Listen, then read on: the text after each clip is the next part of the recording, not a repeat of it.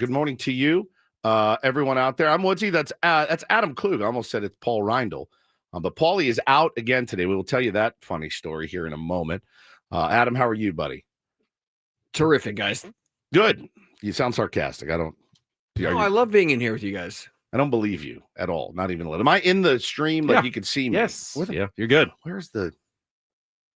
All right. And then to my left is Ben Higgins, your friendly neighborhood sports anchor. Benjamin, how are you, buddy? I'm good, although one of us needs to take off our sweatshirts because we are twins. Yeah, this morning. We twinned it up, dude. This is accidental. It was accidental. It was it's the coziest one I have.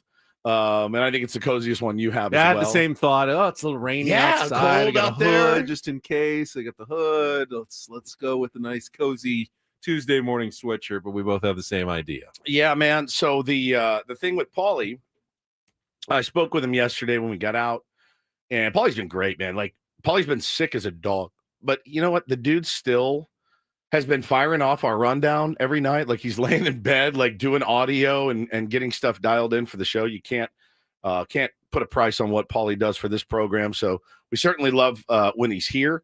And it's like, hey, man, if you're sick and like still doing your work, take as much time as you need to feel better. Like, it doesn't take, it's not like he's not breaking his back over there, but it's something you certainly don't want to do when you're not feeling great. And Paulie stepping up and coming through as he always does for this show. So look forward to having him back. But I talked to him yesterday and he's like, yeah, I feel better. Like, I'm up doing laundry and like kind of moving around, and it doesn't make me want to vomit or pass out when I do. I said, well, that's good. I said, so you think you'll be back tomorrow? He goes, yeah, probably. And I said, all right, great. So later he calls me. He goes, I just got duped. And I go, what happened? He goes, friggin' Adam called me and wanted to check on me. And he goes, but he had JR, who's our engineer here, but he's also like our head of security and apparently a medical doctor as well, because JR was listening in on the call. And as soon as Paulie spoke, JR's like, no, you got to take another day. And like, that was a surreptitious CIA-like call that you made, Adam. Look, JR kind of handles, do you want to call it HR? All of it. He does it all. He literally does everything for us here. He could come in and host. He's good on the air. He was on air for many, many years. There's nothing he can't do. And so I kind of wanted his approval. And I called Paul, and it's not like I talked to him on speakerphone and in 3 or 4 minutes. It sounds like, oh, by the way, JR's here. I called, hey, Paul, how's it going? I'm here with JR. He gives me a look. He could have played it up if he wanted. He had enough of a leeway there. Calling your employee with another person on the phone is weird to me. Don't you think? What are you, the like doing the voice? No, you're about 85%. I'm gonna need you 100%. I guess I'm curious how was I allowed to come in to work in January when I sounded like this? I told you to go. I told you not to come in, and you didn't listen. I did anyway. Yeah. Exactly. Yeah. No. Exactly. But Paulie listened apparently, whereas I did not listen, and I came into work. I was laughing. I pictured JR listening, going, Shut up, Adam. No, you're out. Not good enough. Not good enough. So hopefully Paulie passes the phone call test today and can come back to work tomorrow. Probably won't even have to call him today. Probably won't even have to. No. Probably be feeling great. Text him how you feeling. He'll say, I'm feeling great. Feeling great, ready to go. I will say this, man, and I think everybody on this show, we are very lucky. We hate missing work. We really do. And I don't know if that's a good thing or a bad thing, but I think our bosses probably appreciate that. But I have a massive, massive guilt complex about missing time at work, really. And I never enjoy a vacation. The only one I enjoyed was Hawaii. I really enjoyed it. I couldn't have cared less about any of you at that time. Do we hate missing work, or do we simply have enough empathy to know what we're doing to the other person when we are not there? Yeah. I think that's more what it is for me. It's not that I hate missing work. You should not feel bad every once in a while taking a sick day. Sure. Everybody goes through it. Every employer should understand that their employees will be sick sometimes, and you can't expect them to be in there. But this is strictly, I think, our own feelings, knowing even if the other guy comes in sick, that's actually helpful to us because it helps the show. It helps us get through the show to have everybody here. 100%. So we kind of know that, and we tend to push through a little bit more than we probably should, honestly, and be here on days that we likely should be staying home. 100%. I mean, if I stayed home every day that I wasn't 100%, you guys would never see me. I'd work 3 days a year, but I like this gig. And, listen, I got podcasters out there telling me my business is dying every single day. I need to be in here. I need to be in here grinding. I need to be in here with our audience because I love our audience. Our audience is huge and they are dedicated, and I want to be there for them too. So we were talking before the show. Little segue. We're trying to do a little more, and you'll get this. Both of you guys will get this because you have kids. Adam, you have 3 kids, yes? That's correct. And your oldest is how old? About Bo's age? 10-year-old daughter. Your daughter's 10 now. Correct. Holy crap. She's going to middle school next year, Oh man. my God. Where's the time gone? So she's 10. Then you got a son that's I got a 10-year-old girl, an 8-year-old boy, and a 2-year-old boy. 2-year-old. I bet is a pain in the 6-year gap, huh? The 6-year, the margarita baby. I heard how you said that. Just ask the question. Was Mistake. it on purpose? It was on purpose. Okay. Oh, you did it on purpose. Yeah, sure you did. Sure you did. Yeah. Who wouldn't want to add a third mouth to the litter, right? After 6 years of finally getting in the groove. And then you're like, hey, you know what? Let's make our life terrible. Let's get we did need to upgrade to a bigger car. Let's buy more plane seats for vacations and things like that. More food, more everything. So you guys will get this, though. At night, families tend to scatter a little bit, right? You've had a long day. My wife's on her phone. Maybe she's cleaning up the kitchen. I get the kids bathed and all that, right? You're at work. But like when you were home and stuff, you try to make it a priority to get together at night and be together for at least the last hour and a half before bedtime. And with this new time change, kids are up a little bit later. So we started trying to find a movie that's appropriate. I mean, and for our standards, appropriate for the family to watch. So my wife suggested over the weekend that we watch Forrest Gump. And I said, okay, great. Now I remember Forrest Gump very fondly because it came out. How old were we when it 30 came years out? ago. 30 years ago. Yeah. So I remember it coming out and it was kind of cutting edge back then, 30 years ago. And so the technology to insert kind of Tom Hanks into historical scenes was pretty new back then. It was. Yeah. Now they can do that like no problem on your home computer, but then it was pretty new. I could insert you into the Civil War before we leave here today. A picture of you running and fighting in the Civil War. Before this break is over, I could do it if I wanted to. So, but back then it was kind of cutting edge. Now I hadn't seen it, Benny, in a long time. In a long, long time. And I put it on and we start watching it and trying to explain some of the cultural significance to, like, my son, they don't know what Watergate is, so when he's calling down and there's men in there with flashlights, like, they're waking me up. You know what I mean? Like, they don't know what Watergate is. So some of it's got to go by. But we watched the movie last night, and I think I've come to the conclusion that it doesn't really hold up after 30 years, which it's not really a knock on the film. What were your thoughts on Forrest Gump? I definitely remember liking it when I saw it. I think I agreed with a lot of people, though, when it won the Best Picture award, which was 30 years ago this month, that it won the Oscar for Best Picture, that it beat like 3 of my all-time favorite movies that were nominated against it. Pulp Fiction, Quiz Show, and The Shawshank Redemption were all nominated for Best Picture, along with 4 Weddings and a Funeral, which wasn't a bad movie either. That movie. It beat not out Shawshank? It beats Shawshank, it beat Quiz Show, Pulp Fiction, and 4 Weddings and a Funeral. I think in my lifetime, maybe the best 5-some of movies that was ever all nominated the same year for Best Picture, and I probably would have ranked Forrest Gump 5th, maybe, out of those 5. That's the Derrick Rose NBA MVP award. That is nobody knows what you're talking about. I'm just joking. It doesn't all have to be sports. We got 3 hours and 50 minutes. We can talk all the Derrick Rose that you want. You said you would have put it 5th. Would you have put it 5th that year, though? Would you put it 5th now? Maybe it was a little higher that year. Now it's clearly 5th. It's clearly 5th out of those. Give them again. Pulp Fiction, Quiz Show. Pulp Fiction, Quiz Show, Shawshank Redemption, 4 Weddings and a Funeral, and Forrest Gump. It's 5th. Yeah. So what would be number 1? Pulp Fiction? Shawshank by a landslide. Then Pulp Fiction, then Quiz Show, then 4 Weddings and a Funeral, and then that. And then Forrest Gump. I'm intrigued to know what time you start movies, because I know your kids go to sleep early, yeah. too. So we started last night. Well, we started the night before. So we do like half and half, and I'll shut it down when it's bedtime. That movie goes off. Remember where we are, and we, it's not like the old days. It picks up right where you left off. But they liked it. They thought it was pretty good.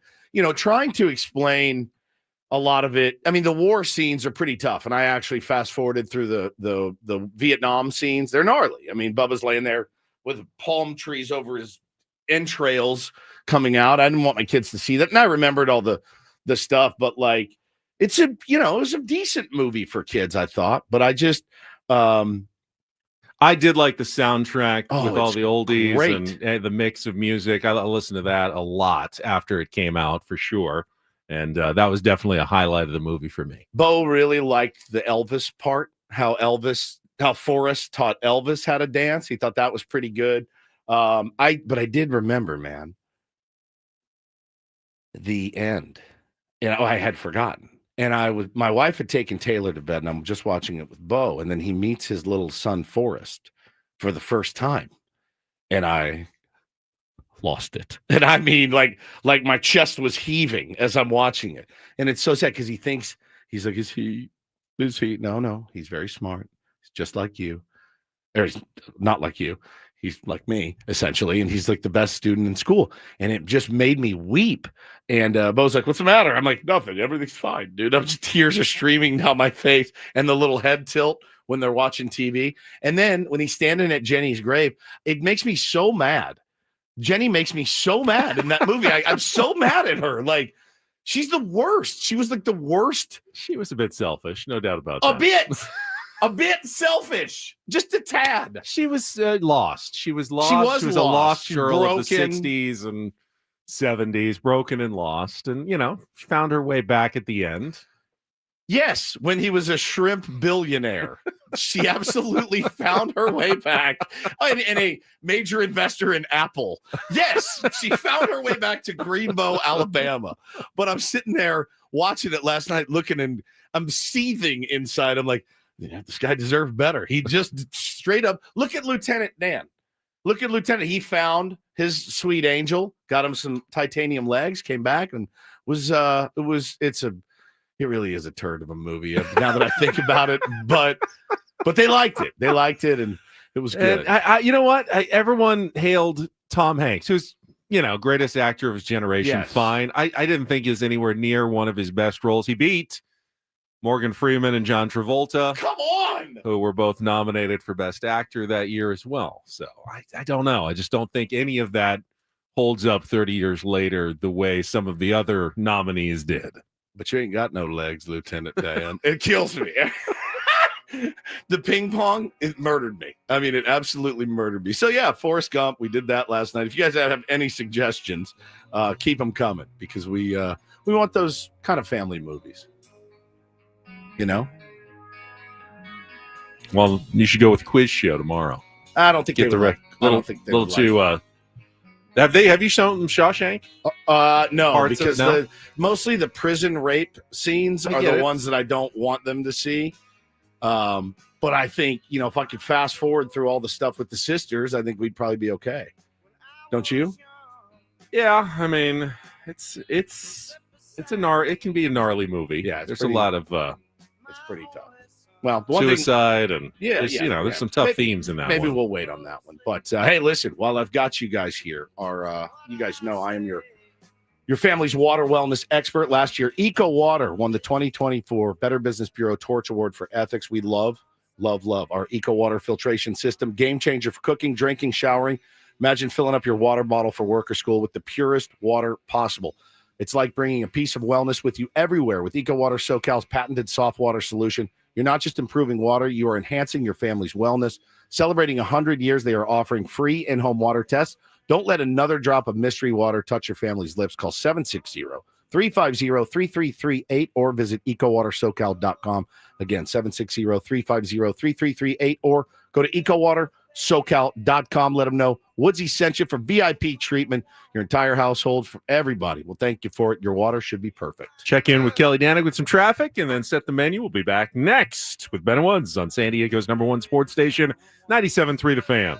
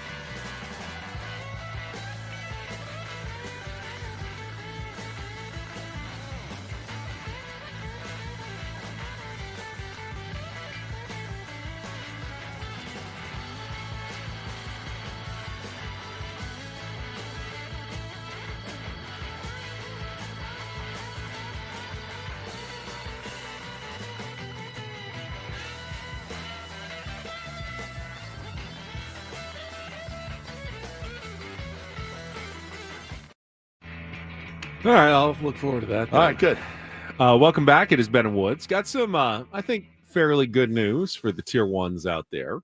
It is March, and you know what that means on the Ben and Woods program. Paulie, even in his illness, and I have been working on the field for the Tournament of Drops. Oh, boy. Which, if everything goes well, Paulie comes back tomorrow. We should reveal the field of 32 for this year's 6th annual Ben and Woods Tournament of Drops, and then we'll have our first round matchups, or at least some of the first round matchups for you to vote on Thursday on the program, and we'll go through next week, and we should crown a champion next Friday of our annual Tournament of Drops. I'm gonna tell you guys now.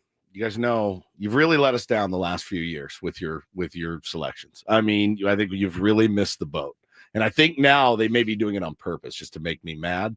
Don't let me take the voting out of your hands. I will go full dictator and just crown it myself if I have to. After this is your last chance, tier ones, to get this thing right. You've elected some real turds in the Tournament of Drop with some real great candidates going by the wayside. Is it extra sweet because this is against the Dodgers? That's not a winner. Which is staggering. Staggering that one doesn't win. So I'm telling you, man. You guys, Caitlin says, please pick the right one seed this time. Oh, us? Pick the right one seed or them? The seeding really, doesn't really doesn't matter that much. I mean, it's the voting. Ultimately, it's the tier ones who decide. Yeah, the Soto one, I almost pulled your cards, all of you, and said, that's it. We're just going to do it ourselves. When they voted for Soto, the good morning, everybody, which was the worst drop in the field, and it won, I had a problem with that. I think it also shows, though, that there is some integrity to the competition. Oh, 100%. Because I know you didn't want Juan Soto to win. No. There were many other candidates that you would have picked ahead of Juan Soto, and yet the tier ones picked Juan Soto. Yeah, it was infuriating. I think there was a bit of there was a wave of Juan Soto and Padres excitement that may have carried that drop to the title before the start of the season. Yeah. Wouldn't have happened at any other time. Just, and that's how the NCAA tournament works as well. Sometimes it's just momentum and right place, right time, right matchups, and it carries you all the way to the Final Four of the championship. Yeah, George wants how did Carvin guy? He didn't win one. I'm telling you, maybe we overplayed it. I don't know. In my opinion, we didn't play it. Did you catch a game last night? I mean, one of those should have won. Was just so good. So I've never won a tournament of drops. No, you've never won a tournament of drops.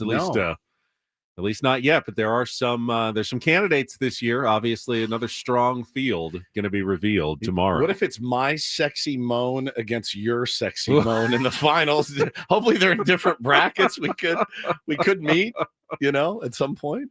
Oh, that would be interesting. It could be very, very fun. I don't know. I think there's stronger entries. I bet you do. But we'll see how it all pans out when the brackets are revealed. I'm excited. I love it. It's a great time of year. It's our favorite bit that we do. But yeah, very, very fun. Very fun bit. I do know that one of the top seeds in the field is going to be hot beef. Hot beef. Which it's funny because I didn't realize it, but my Shelly, my wife, said, "Oh, I saw that on your merch store. I had to buy one." And she said, "I didn't hear the segment. I didn't even know what it meant. Yeah.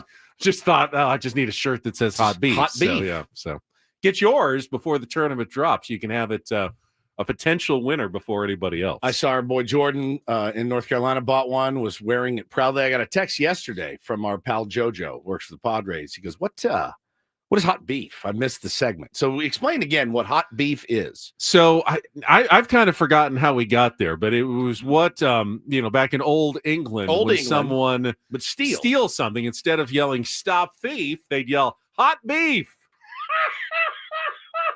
And he told us the story, and of course we made him repeat it over and over, and they really would.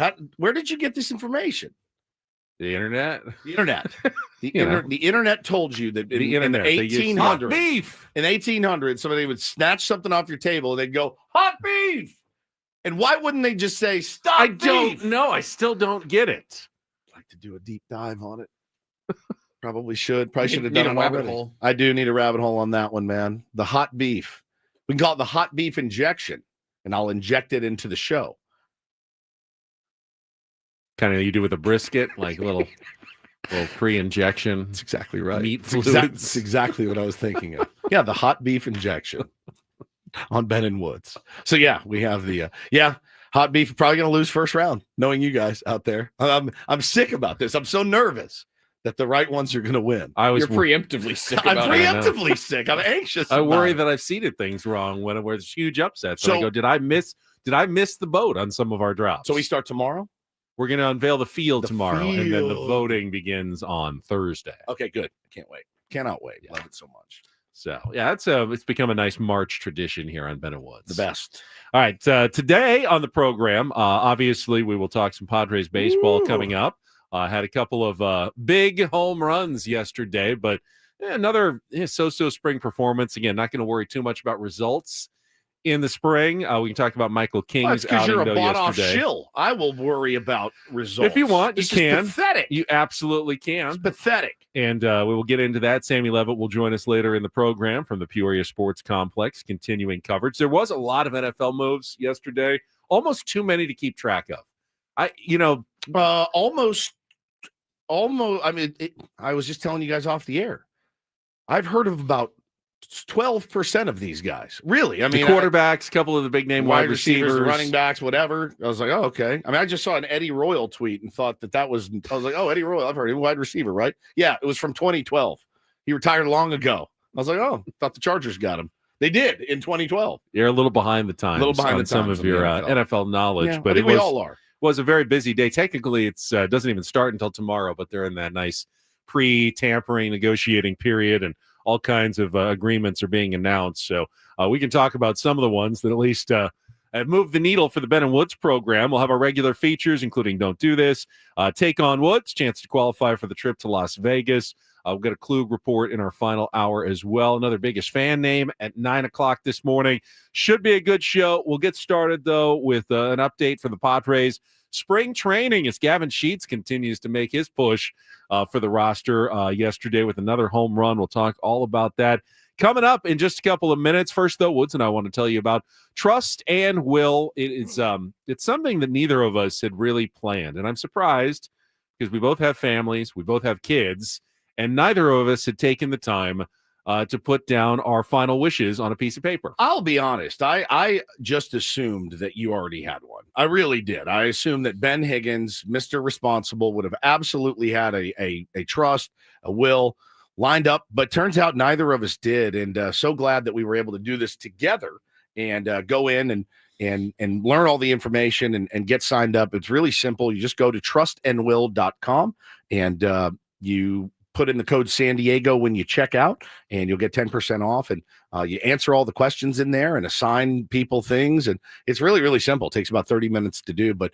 make sure that you get a trust to avoid probate. That's the main thing I want to drive home here is you don't want your family ending up in probate court.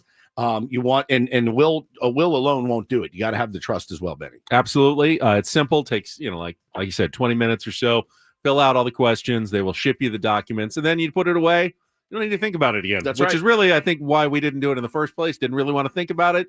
This is a way you don't have to think about it much. Go to trustandwill.com.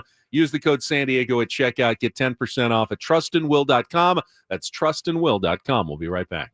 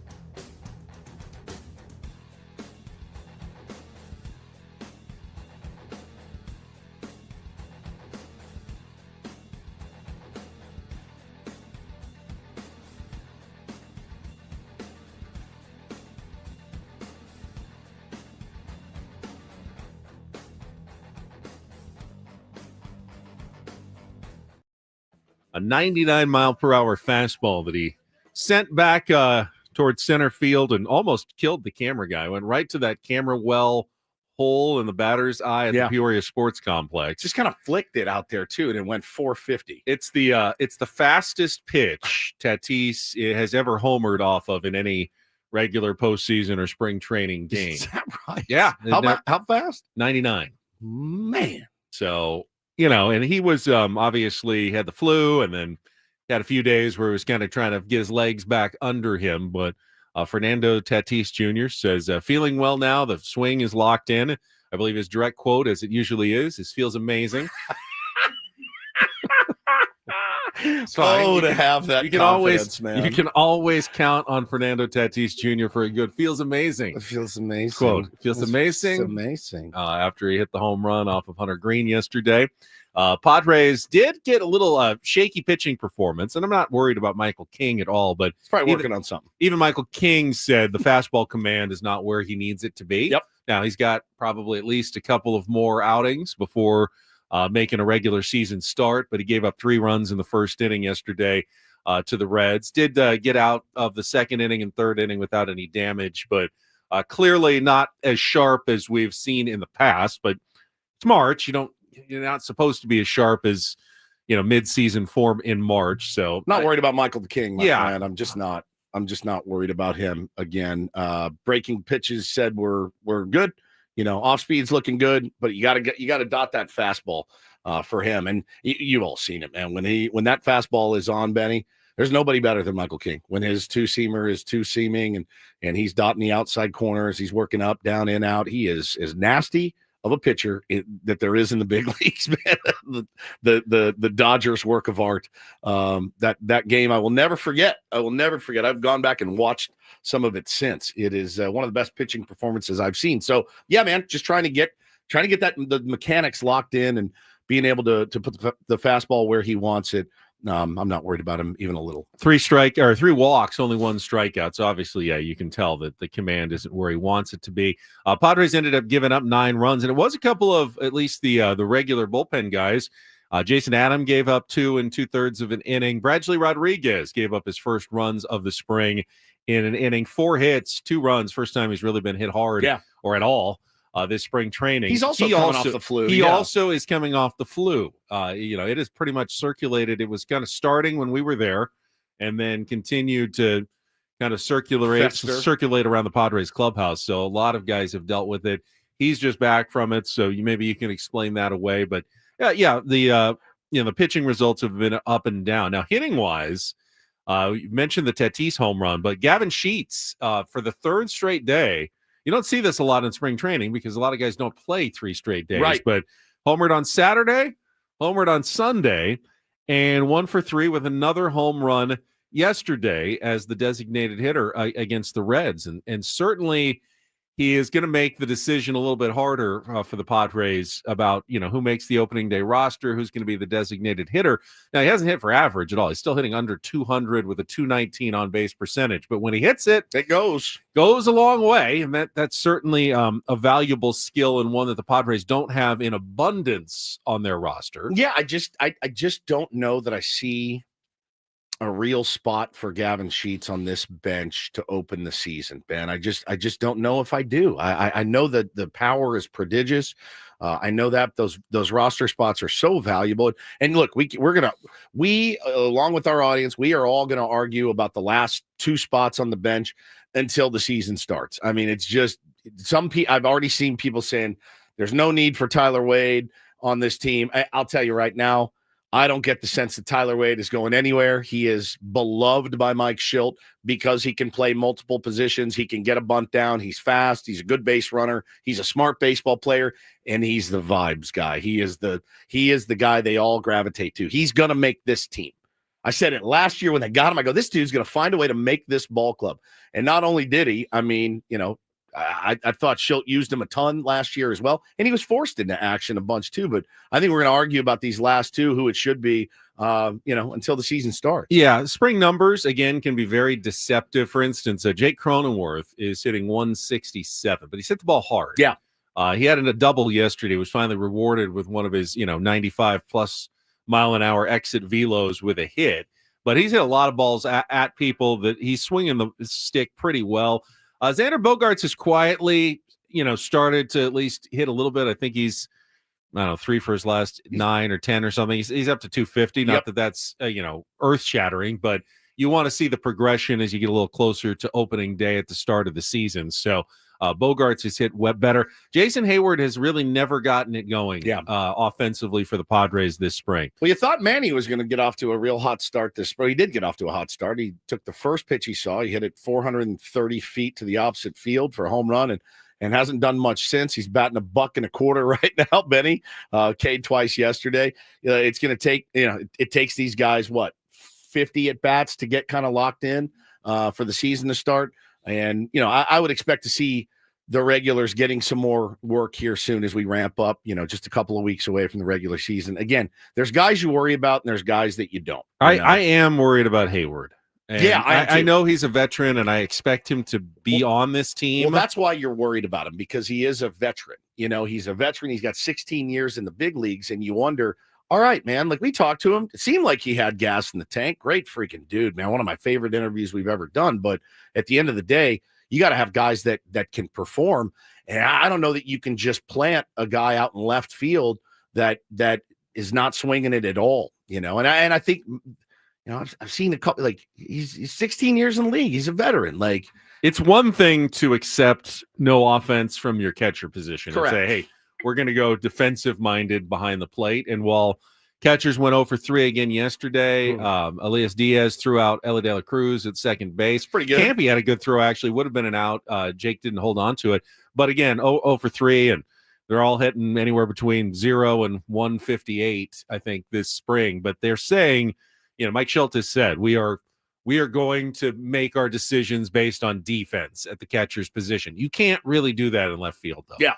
And while Jason Hayward is a multiple-time Gold Glove Award winner and certainly would be competent out there, he's also getting older. The range is going to be down. He's not going to be the same defender that he was 3-6 years ago. So you're not getting him at his absolute best in the field.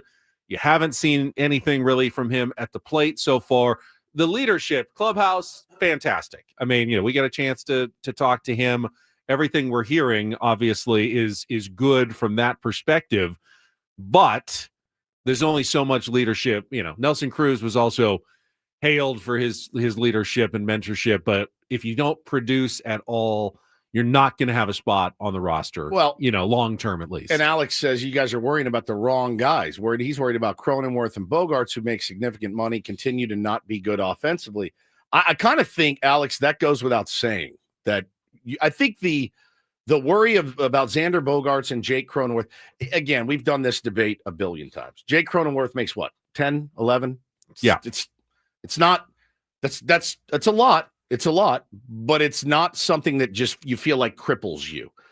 Xander making 25, 28, that's one where it's like, no, I thought that, again, that goes without saying, that you're just going to continue to worry about. I don't need to come in here every day and say, hello, it's Tuesday, and I'm still worried about Xander Bogaerts producing up to his contract, because I just don't think he ever will produce $25 million worth of baseball for us. I don't. But he also has a no trade clause. He's not going anywhere. The ones that we can kind of maybe should debate, because he's going to be in the starting lineup. Jake's going to be in the starting lineup. That goes without saying, right? So it's more.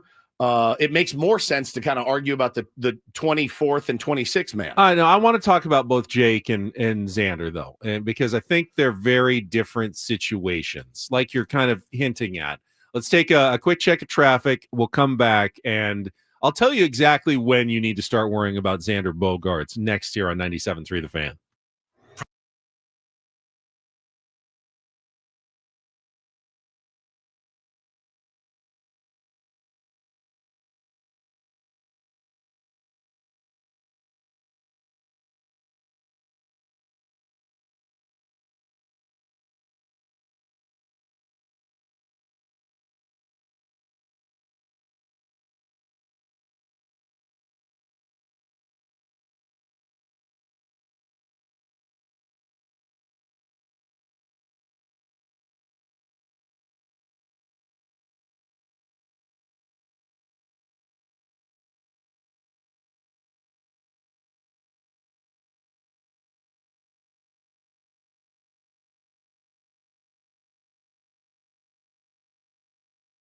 Woods, as much as Jake has gone through some slumps and ups and downs the last couple of years, and people have talked about his contract, would you agree with the statement that he is still one of the best second basemen in the National League? Correct. Now, the bar is not incredibly high at second base in the National League, but Jake Cronenworth, as I said, he's hitting some line drives.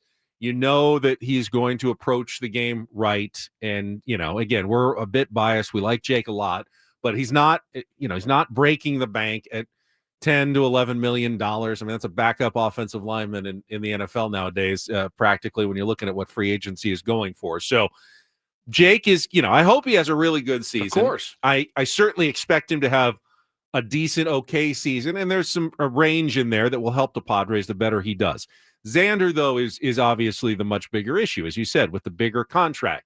Right now, though, from my perspective, it doesn't, as a fan, doesn't really do me much good to worry about Xander Bogaerts, because there's nothing else the Padres can really do. I mean, if he gets hurt, they'll throw in Iglesias probably out there at short. It's not like Tyler Wade is kicking down the door to take Xander's spot. There's no one there right now who you could say that Xander is stopping them because he's making too much money and he has to play.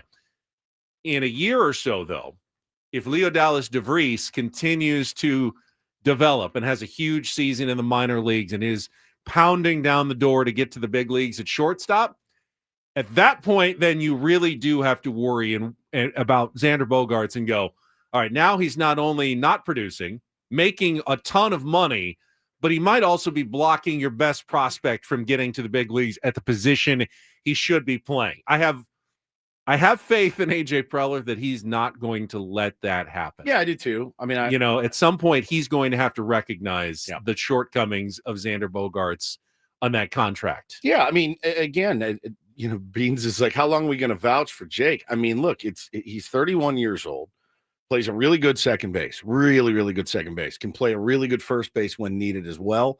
I mean, for him, there's no real upgrades out there. Correct. Over Again, Jake. like who is he flawed? Absolutely. Would you want Iglesias there? Would you want Iglesias at short and Xander at second? And I don't know. I mean, I think he can do better, and I think he knows he can do better as well. But he doesn't keep me up at night, right?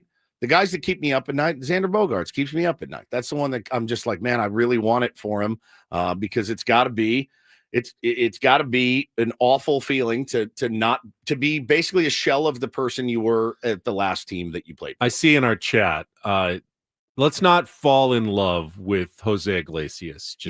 Exactly. There's a reason why he signed a minor league deal. Dude, exactly. And I'm happy to have him. He had a great year last year. Half season last year. He did. But holy cow, like we can't do this every time you get a new toy of like, just kick this guy out and bring this guy in. I mean, you're going to need all these guys at some point. And again, like AJ Preller, we talked about it a lot when we were out there. He's got to catch a little lightning in a bottle again, like he did with Solano, like he did with Peralta, like he did with Higashioka. He's got to. So one of these 9 guys that he picked up, is it going to be Gavin Sheets? Is it going to be Jason Hayward? Is it going to be Jose Iglesias? He's going to have to catch lightning in a bottle, and Jake's got to play up to his capabilities, as does Xander. We got to be strong up the middle. We just have to, which also means one of those catchers that he grabbed, they have to catch a little lightning in a bottle there as well. So it's a tall order, and it's kind of crossing your fingers in a couple of those scenarios. But again, what are the alternatives? Give me, if you have a problem, give me your solution. What is the solution? Or are we just going to bitch about it? There is no Xander Bogaerts solution. Correct. This year. There's none. He's your shortstop. He is your shortstop. You will ride with him. He will be as long as he's healthy. He will be the regular starter. Now, if you get a few months in, and every time Jose Iglesias comes into the game, he's been killing it, and he needs more playing time.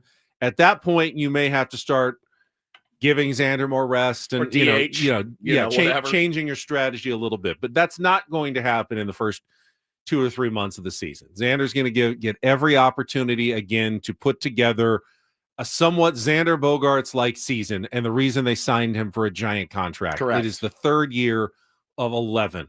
They really have no other choice in the matter other than to ride with Xander Bogaerts as an everyday player for the San Diego Padres. It's the soup analogy.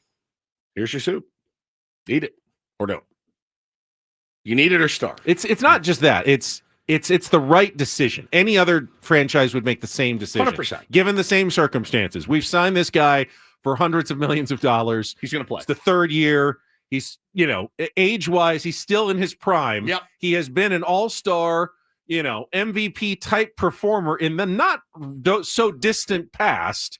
He's going to play. He would play on any team in baseball, given those circumstances. Correct. That's not a Padres thing. That's a baseball thing. And for us to even entertain the notion that anything else is going to happen is just silly at this point. Yeah. Xander Bogaerts is going to be out there. No question. And should be out there, actually. And I think Jay Cronenworth's going to be out there as well. He will be. I think they're going to be the guys anchoring it up the middle, rooting so hard for both of them. Need them to produce. If Jose Iglesias produces, and he doesn't have hit yet at spring training, it's just been 3 days, but if he does, they will find plenty of spots for him to work around the infield. Yeah. DH. You can play 5 times a week without really being a starter because you've got opportunities to get guys off their feet, move them around. You've got the DH. Anybody who performs, whether it's him, whether it's Gavin Sheets, Connor Joe, Eggy, they will have an opportunity to play. You've got lots of positions in Major League Baseball, and the Padres actually have some flexible guys who can move around. They do at this point, so they will figure out a way to get the best bats into the lineup. Yeah, but I mean, just again, like complaining about Xander this year, it's kind of like peeing into the wind. You can do it, certainly, man. Fan how you want. There's just not much anybody can do about it. And I tell you right now, or should. And I'll tell you right now, if you could go back and undo it, he would. He absolutely would. And Xander probably wouldn't come here. Xander would have probably taken less money to stay where he, was comfortable and beloved and everything else. It happens. It happens a lot in baseball. We are not the only team to have a move like this. And somebody made the Rendon comp, and they said, yeah, I mean, at the end of the day, like at least he's available. He's been banged up the last couple of years too. If he stays healthy, I think he's capable of having a good season. Think about Crony. Crony's going to be out there. Crony plays every day. That has value. Guys that show up and post, it has value. So anyway, whatever. All right, we'll take a time out, come back top of the hour. What does Woods think about Justin Fields going to the New York Jets? Wow, what a move for those Jets. We can talk a little NFL when we return with Ben and Woods on San Diego's #1 sports station, 97.3 The Fan.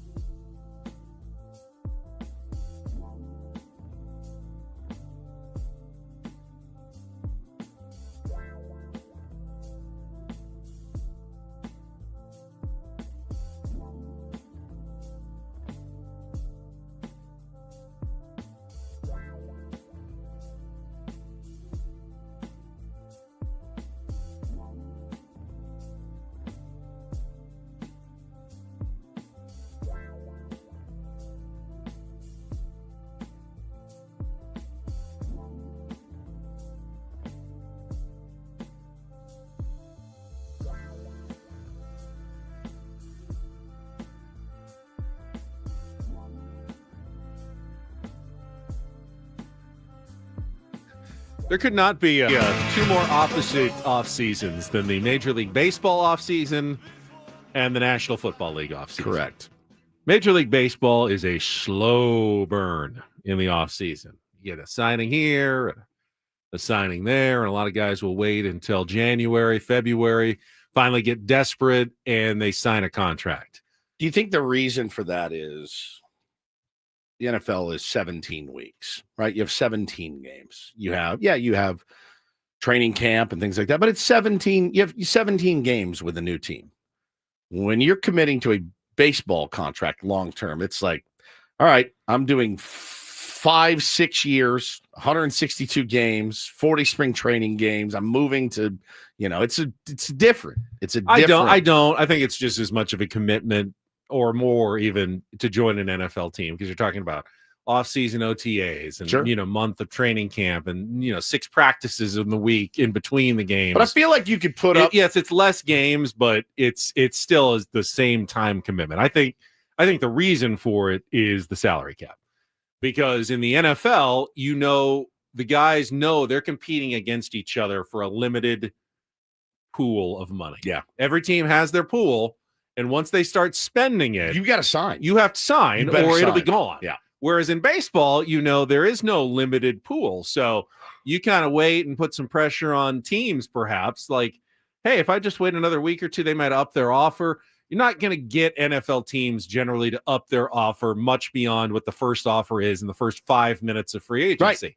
So you take the good offer you get in the first 5 minutes of free agency before that other player who plays your same position and is, similar to you, takes that offer right out from under you. Yeah. And then you don't have that option. So I think the salary cap creates urgency among the players to sign very quickly. And you have this flurry of activity like we've seen here. Again, the free agency period doesn't even open until tomorrow. This is simply the legal tampering negotiating period that started yesterday. And in that one day, there was dozens of agreements that have already been reported in one day in the National Football League. We will get more today. By the time this week is over, there will simply be, there'll be like 3 or 4 decent players, and mostly roster filler will be left for the rest of the offseason to decide where they're going to go with whatever limited cap dollars are remaining. I think it's the salary cap. Now, whether you prefer the football offseason or the baseball offseason is entirely a matter of personal choice. Do you like your hair on fire and have everything coming at you like a fire hose in a couple of days?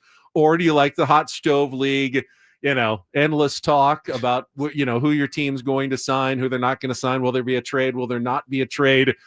It's personal preference as to which offseason you like better. I think I'd like a happy medium of the two. You know what I mean? I'd like to see a little more action in baseball. And, the thing is I'm much more in tune with the different baseball players than I am. You're talking about guys in the trenches and stuff. But as far as the big name moves yesterday, I think the one that I don't want to say it surprised me, but I did see some notable Seahawk fans saying, all right, well, we lost Geno Smith, who we liked and played well here. They chose to lose him. They traded him. Lost Geno Smith, and we picked up Sam Darnold instead. And he signed a 3-year, $100 million deal, guaranteed $55 million. And again, that's really good for Sam Darnold. He was on essentially a prove-it deal in Minnesota, and he proved it. Saved his worst for the last 2 games he played, but had a really good season for them, Benny. Really good in Minnesota. And, you kind bad last 2 games. Bad last 2 games. Flamed out in the playoffs. But, what do you believe in? The first 16 games? 16? Bad last 2 games. So he got, he earned the chance to go in and pilot Seattle's team. And I don't know, man. I don't know if he's going to be able to survive in their system, because he really thrived under Kevin O'Connell. But they've got JJ McCarthy waiting in the wings. They're ready to go with him, and doesn't have DK Metcalf to throw to anymore since they traded him. I think what surprised me about Sam Darnold I just kind of you think Sam Darnold, he's been around a while now. He's probably one of his journeyman. How old do you He's think like Sam 27. Darnold? He's only he? 27. Yeah, 27 years He's old. younger than guys like Josh Allen. Yeah. He's younger than a lot of guys that you think of as young quarterbacks. And also doesn't have the gnarly wear and tear. Maybe Geno Smith does. Right. Maybe he did figure something out last year. Maybe he did. I think he absolutely figured something out. But was it Kevin O'Connell or was it a combo? Well, just because it may have been Kevin O'Connell doesn't mean you can't take some of that with you in the future. If I'm a quarterback, I'd love to go play for Kevin O'Connell. Right. I mean, Kirk Cousins made huge money off of it. Now Sam Darnold makes huge money off of it. I'd be like the next guy. All right, yeah, I'll take a less deal to go play for the Vikings and see if then I can parlay that into a huge free agent payday at the end of the season. So I don't think it was a bad move by the Seahawks to sign Sam Darnold. I don't think it was a bad move by the Jets to sign Justin Fields. It seems like a ton of money for a guy who couldn't really even start regularly for Pittsburgh, but it's only a 2-year deal, and I think they can get out of it after the first year. They needed a quarterback. They can do what they want. They can draft someone. They can still move forward. They've got a guy now at least that, can you throw him out there with some mobility. I don't think that was a bad move. You know how you know it's a bad move, though? Because it's the Jets. It's the Jets. Yeah, that's true. That's right. A couple other moves yesterday. The Chargers signed Najee Harris. I think the Steelers, they're now the big team that everybody's watching. Who's going to be their quarterback? Is Russell Wilson coming back? Is Aaron Rodgers going to sign with Pittsburgh? If Aaron Rodgers wants to win and go to the playoffs, Pittsburgh's a good place for it. But I don't know that Mike Tomlin is going to be the most comfortable fit with Aaron Rodgers. Mike Tomlin doesn't seem like someone who puts up with a lot of, Aaron Rodgers-ness on his roster. If that's if you know what I'm kind of saying, is that going to be a very difficult personality fit in Pittsburgh if Aaron Rodgers goes there? Yeah, I have no idea. I just, I know that it's tumultuous with him, and he brings along a bit of a circus with him wherever he goes, and that's fine. He's a different cat, certainly. I can respect his ability, but I know Jet fans were really excited about it, and he essentially wasted 2 years. That's it. And now he's going to go to one of the most storied franchises. I wonder how Steelers fans are feeling. They probably have that initial ooh, what if he finds it? If man, you sit and you look wistfully into the sun and you go, man, what if he's got one more year of just greatness in him and he's slinging it all over the field? Sky's the limit. Jets fans. I mean, Brett Favre was terrible with the Jets. Yeah. And then left and was good again with the Vikings. Yep. I mean, could happen. It certainly could happen for Aaron Rodgers. Another year to get healthy again. He could have a good year. It could be in Pittsburgh. It could be with the New York Giants. He might just stay in New York, cross the locker rooms at MetLife Stadium and move over to the Giants as well. I mean, both teams have good wide receivers. Malik Neighbors is fantastic. Yep. It's one of the good things the Giants actually have. Of course, Pittsburgh now has DK and still has George Pickens as well. So you could have a couple of options there if he went to Pittsburgh. What did Maggie and Perloff think about it? I think Maggie kind of said the same thing about leaving the Jets and still having maybe some gas in the tank that you said. Yeah. It's possible that Rodgers could still have another year. And then I think the team that it might be the toughest to be a fan of at the moment is the San Francisco 49ers, because they have finally hit the salary cap reality where they lost Dre Greenlaw. They obviously traded Deebo Samuel. They cut ties with Kyle Juszczyk, another favorite, their fullback. Yep. They are having to retrench a bit after going for it and being so close. So close. The last few years. I mean, so close. A lot of them, they thought they were going to be the favorites this year. They had the rough year, and now they're having to deal with the consequences and not even having a good season, not having a Super Bowl ring to show for it all. I think that's what I fear for the Padres this decade. Oh, yeah, man. You went for it. You came so close to that brass ring. Last year, you could almost touch it. You felt in 2022, 2023, even though it never came close, you felt like, God, they had the best team on paper. You don't want to be baseball's version of the San Francisco 49ers this decade, where you put all your resources, all your eggs in a basket for a 4 or 5 year window, and you came away essentially with nothing at the end of it, and then you had to retrench. And maybe it'll be a quick rebuild. John Lynch will get them going back in a year or two again, but it definitely looks like the 49ers are taking a step back. The Rams are going to be going for it again this year. And they're definitely not going to be the favorites to win their own division. And I think a lot of people are making that Yankees comparison too right now with the news that came down. Garrett Cole definitely getting Tommy John surgery. He's 35 years old, Benny, and people are going, all right, well, this is that clearly didn't work. The last World Series was in 2009. You went out, you spent a fortune on him. You spent a fortune on Aaron Judge. You got that close last year, and now you go into the season with no Garrett Cole and lost a couple other starting pitchers, and you're like, this could be it. Last year could have been our only chance, and yeah, I don't want that for the Padres at all. I don't think AJ Preller is going to let that happen. He continues to try to make this thing work, and but yeah. like the 49ers, every year that he goes for it, you put yourself a little closer to like, we have no other option. Correct. If they traded Dylan Cease and or Michael King right now, they might be able to add flexibility, extend the window, bring in more players that help them at the end of the decade, but it would come at the expense of this year. Yeah. And they would definitely be damaging their chances this year. But they keep those guys and they get nothing for them, well, then you're damaging your chances in 2026 and 2027. It's a good point our pal Satan's Blowfish makes in the chat. He says, I think if AJ keeps the prospects flowing, he'll keep the creditors at bay, so to speak. I agree with you. And again, the development, that's why, again, though, that's still a risk. Like, you're putting a lot on these kids' shoulders, this Ethan Salas and Leo DeVries. And yeah, there's going to be some other guys that rip through the system. We've already seen and heard about a bunch of those guys.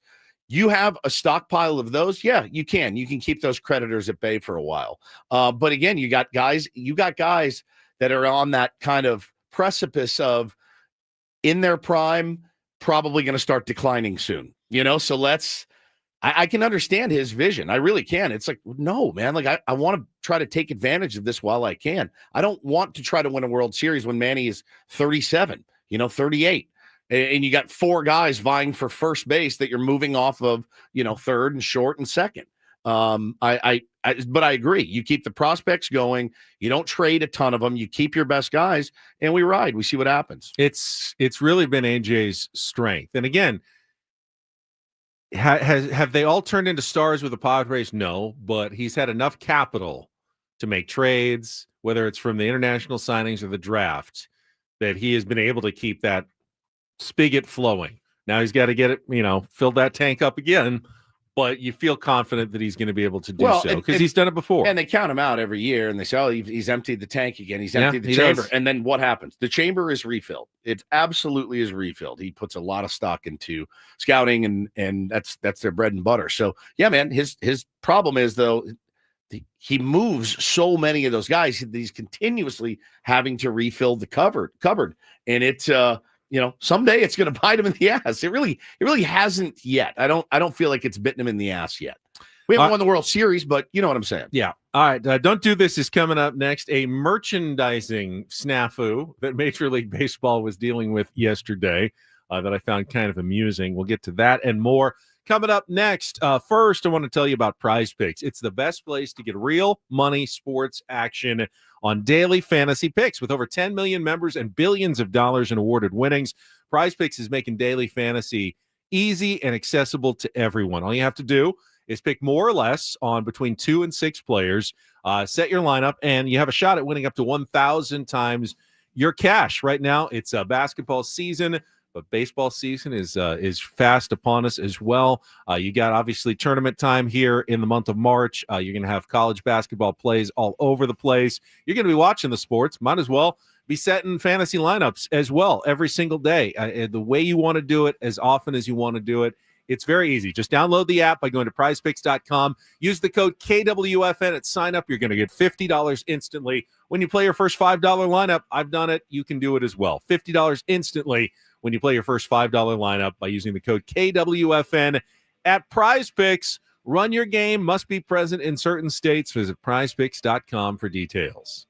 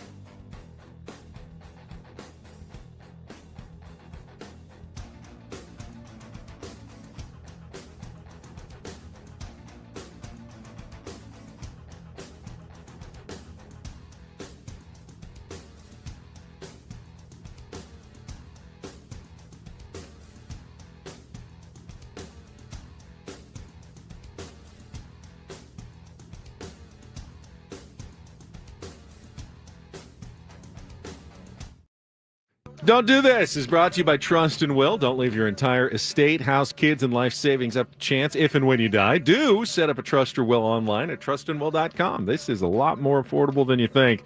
Visit trustandwill.com for more info. All right, I will get us started with a, let's call it a minor. It's a lighthearted one. A minor controversy in Major League Baseball, somewhat lighthearted, but I'm sure it's going to cost someone a lot of money. Yes, because Major League Baseball put out their alternate spring training hats. They're, I mean, if they're your style, they're your style. But they have the team, either the team name or the city. But then on top of that is the logo, like mashed up as a.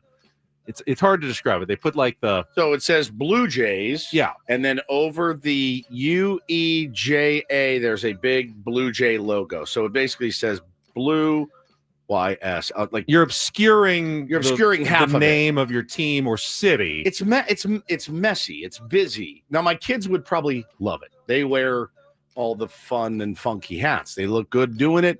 It's not for me. I don't think it's for us. Yeah, this is the New Era Overlap 5950 collection. Overlap is the perfect word for it. That dropped yesterday. So the controversy came in the form of the overlap hat for the Texas Rangers, which Texas says Ranger. Texas behind it, and then it superimposes the T logo of the Rangers right over the X in the middle of Texas, which when you read it then forms the word Tetas, which apparently in Spanish means yes, exactly. Yeah, bosom. Yes, it's and so they have pulled that hat because it's a somewhat vulgar, I guess, reference in Spanish to the chest region of a woman. But honestly, I think. Well, how about the Angels one?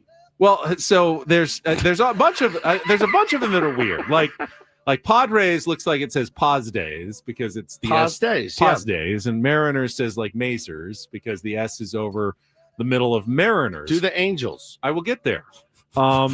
Instead of, it says Arizona, but it has the A, so it says Ariana. So if you're like a Ariana Grande fan, I watched Wicked last week. Did you? Could get an Ariana hat. The Nationals says Nationals, but it has the W, so it says Nawals. Which kind of like the animal, like a narwhal. And then Boston's Bobon. And then there's the Angels, which has the A over the G in Angels, so it says anals. Yeah. And then there's the Astros, which has the H over the T, so it says assholes instead of Astros. Assholes. That's insane. So it's not really just the Texas one that doesn't work. They have a lot of new areas. Miami's is Mamimi. that are problematic here. The Karstlols. Pittsburgh. Burrs.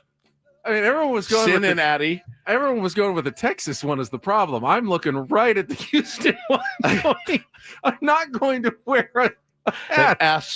Assholes. Isn't that worse than the Texas one? Newark. It's again, these are horrible. How many people hats. signed off on the making of these hats before making these hats? What are the A's ones? Oh, they did athletics. Okay. Huh. I just don't know. I don't know who these are for. They're for little kids, I think, right? But you can't have a little kid walking around with an anals hat on, I would imagine, right? It's probably not one you want that to go down with, my guess. Sorry. Do you guys remember when we were kids, Ben, and the White Sox came out with the really cool black, the white logo? It said SOX, and it was in like old English. I remember a kid at my school blacked out a part of the O, and it said sex, and it went down like I'll show you, like on the logo. If you black out the one little white line, it says sex. The on vice it. principal and was not happy. He showed up to school. We were all like, "Whoa!" so I don't even, how do you even think of that? I think he's running the space program right now. He's genius. But I remember seeing that when I was a kid and it was like, ooh, wonder if they did that on purpose. But anyway, so yeah, so what's the update? Did they pulled They them? pulled the Texas Just hat. the Texas Just the one. Texas hat, but I guess you can still buy the rest. Still buy of them. Anals. Yeah. Anals is still Astros. Astros is still out there. No. Pretty interesting. I had one that I wanted to do. Well, you were going to do the baton one, right? Yeah. I wanted to talk about Mo Vaughn. All right, you talk about Mo Vaughn. Did you see the story that came out about Mo Vaughn? I remember, I'm so old, Benny. I saw him play for the Pawtucket Red Sox. The Paw Sox. The Paw Sox back in, Don Orsillo may have been calling those games back then when a young Stephen Woods was going to watch games in Pawtucket. But he told The Athletic recently that he used HGH, human growth hormone, in an effort to extend his career, confirming for the first time information disclosed in 2007 in the Mitchell Report. And his quote was, "Look, I was trying to do everything I could. I knew I had a bad degenerative knee. I was shooting HGH in my knee, whatever I could do to help the process. May I recommend Mo, QC Kinetics at 619-614-PAIN.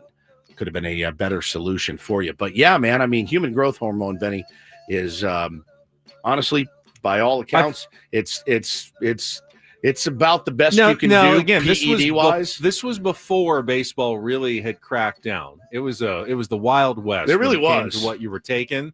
He did end up in the Mitchell Report. I thought the most human part of the story, though, was Mo's explanation for why he didn't do the normal steroids and he did the HGH instead. He said the normal steroids required much bigger needles, and he was afraid of the big needles. The HGH Little shots had just little tiny needles. So he went with that instead because he didn't want to have to put the big old makes sense. big old Actually. needle in. Yeah, makes sense. It's just a very human thing Well, that I can relate to. And you know what else is human? In me, when I read it, I went, all right, like, he wanted to keep playing. You know what I mean? He was one of those guys. He's like, I'm going to do whatever I have to do. Is it right? Is it wrong? You know, it's wrong, but he wanted to stay on the field. You know, he wanted to keep playing baseball. So it's it gets pretty dark for these guys sometimes, I would imagine. So just an interesting kind of admission many years later. All right, don't really have a do this today because I guess this would be another don't do this story. But this comes from a high school track meet in Virginia, I believe, and there's video of this where they're running the relay, and you've got one of the girls has the baton and she's running, and the girl in front of her, she just whacks her on the back of the head as she's like coming up behind her. Now, the police are investigating the incident as a potential assault. The runner, Alayla Everett, hit Kaylin Tucker in the back of the head. Kaylin's dad says he's concerned his daughter has a concussion and won't be able to run in future meets. They've taken out a restraining order against the other runner. Now, here's the other side of the story. The girl who's accused of hitting her in the head said it was totally an accident. She was, as you're running, you're kind of flailing her arms, and it looked like she was just whacking her in the back of the head. It was a very Tanya Harding, Nancy Kerrigan, kind of moment, though, where you're just whacking someone with a baton. Looked like it was kind of intentional and on purpose. It's something my 7-year-old would do if he was losing a race. Yes, it 100%. looked like someone's frustrated and they're losing. My wife's probably laughing right now because she knows it to be true. Everett claims the camera angle made the strike look intentional, but he claims her baton just got stuck. Stuck. I don't know. Stuck is the right word. Yeah, no, it was. If you see the video, it's pretty obvious what she was doing. She says, "I lost my balance, and when I pumped my arms again, she got hit in the head." Yeah. She said, "I would never hit anybody on purpose." Right. Well, that is don't do this. Somebody said, show the video, Adam. Don't do this with Ben and Woods on 97.3 The Fan. All right. Speaking of don't do this, I'd imagine that some Padres fans are going to say don't do this to the newest USA Today ballpark rankings that just came out. Oh, boy. Here we go. Now, the Padres very proud of America's top ballpark, but is that still the case anymore? According to USA Today, we can get into that and more coming up with Ben and Woods here on 97.3 The Fan. First, though, Woods, you're going to tell us about Loan Pronto. Oh, my fellow homeowners, listen up right now. If you are feeling a little bit underwater, credit card bills piling up, look, it's a great time. You've accumulated some equity in your home. Great time to use it with Loan Pronto. Don't go through another year with all the high interest debt. Let Loan Pronto help you wipe it out right now with their rapid equity loan. Makes it easy to pay off all your credit cards or tackle the 2025 home improvement project. Get cash in your pocket fast. No appraisals, no paperwork, no waiting. Their AI-driven technology gets you approved and funded in as little as a day. Low fixed rates, lightning fast transfers. You can do it too. Consolidate your debt, improve your home, take control of your finances. Imagine being credit card debt-free by this time next week. Call Loan Pronto now, 619-207-4336, or go to loanpronto.com. Get your free rate quote now with no hard credit pull, 619-207-4336, or loanpronto.com. Equal housing lender, NMLS 1661781, subject to lender approval, NMLSconsumeraccess.org.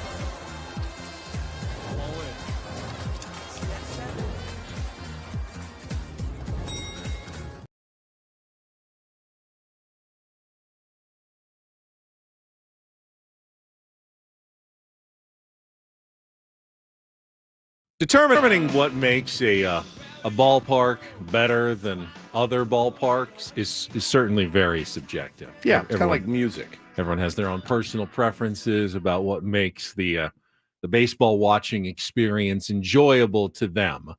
But I do think there are some commonalities that most of us do enjoy. Good weather, good sight lines, good food options. Good team for me. Good team, that can make a difference as well. 100%. Every year, there's various different sites that actually come out with ballpark rankings. USA Today has been doing it for a while. And back in the day, Petco Park has been number one. And, Padres have leaned into that. They've never been number one. Adam says they've never been number one. In USA Today? They've definitely been number one in some rankings. Ken Palm. Okay. Ken Palm. Oh, no traffic. I see.